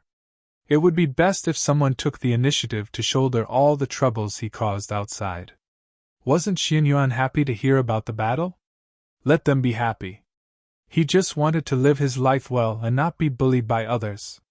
When he returned to his cave, everything was normal. This was the good thing about the snowy mountain. It was so clean that it seemed as if there wasn't a speck of dust, as if it wasn't in the mortal world. But before he could decide on the next step of his cultivation, a warning appeared on the sword talisman. It was a notification from the visit hall that he had to end the mission. He forgot. Every time a Foundation Establishment cultivator completed a mission, they would go to the visit hall to cancel the mission and report the process of the mission. But the most important thing was, Who did they kill during the mission? Which sect did they belong to? What was the reason? The sect needed to know this, not to punish them, but to help the upper echelons make decisions for the future of the sect. From the encounters of these small Foundation establishment cultivators outside, they could roughly determine which powers were friendly to Xianyuan, and which ones were full of malice. Lu Xiaoyi had no choice but to return to Thousand Elegance Peak. He hurriedly filled up a letter slip in the side hall where he received missions. He was vague about his actions, only saying that there was a conflict, and that 3 people were killed in Min Province, but he didn't mention the truth of what happened afterwards. His thought was, I'll just treat it as letting that inner sword sect fellow off easy. What's the difference between 3 and 4? You're tuning into the Phoenix Knights YouTube channel. Don't forget to subscribe and join us on this journey to catch the most captivating stories.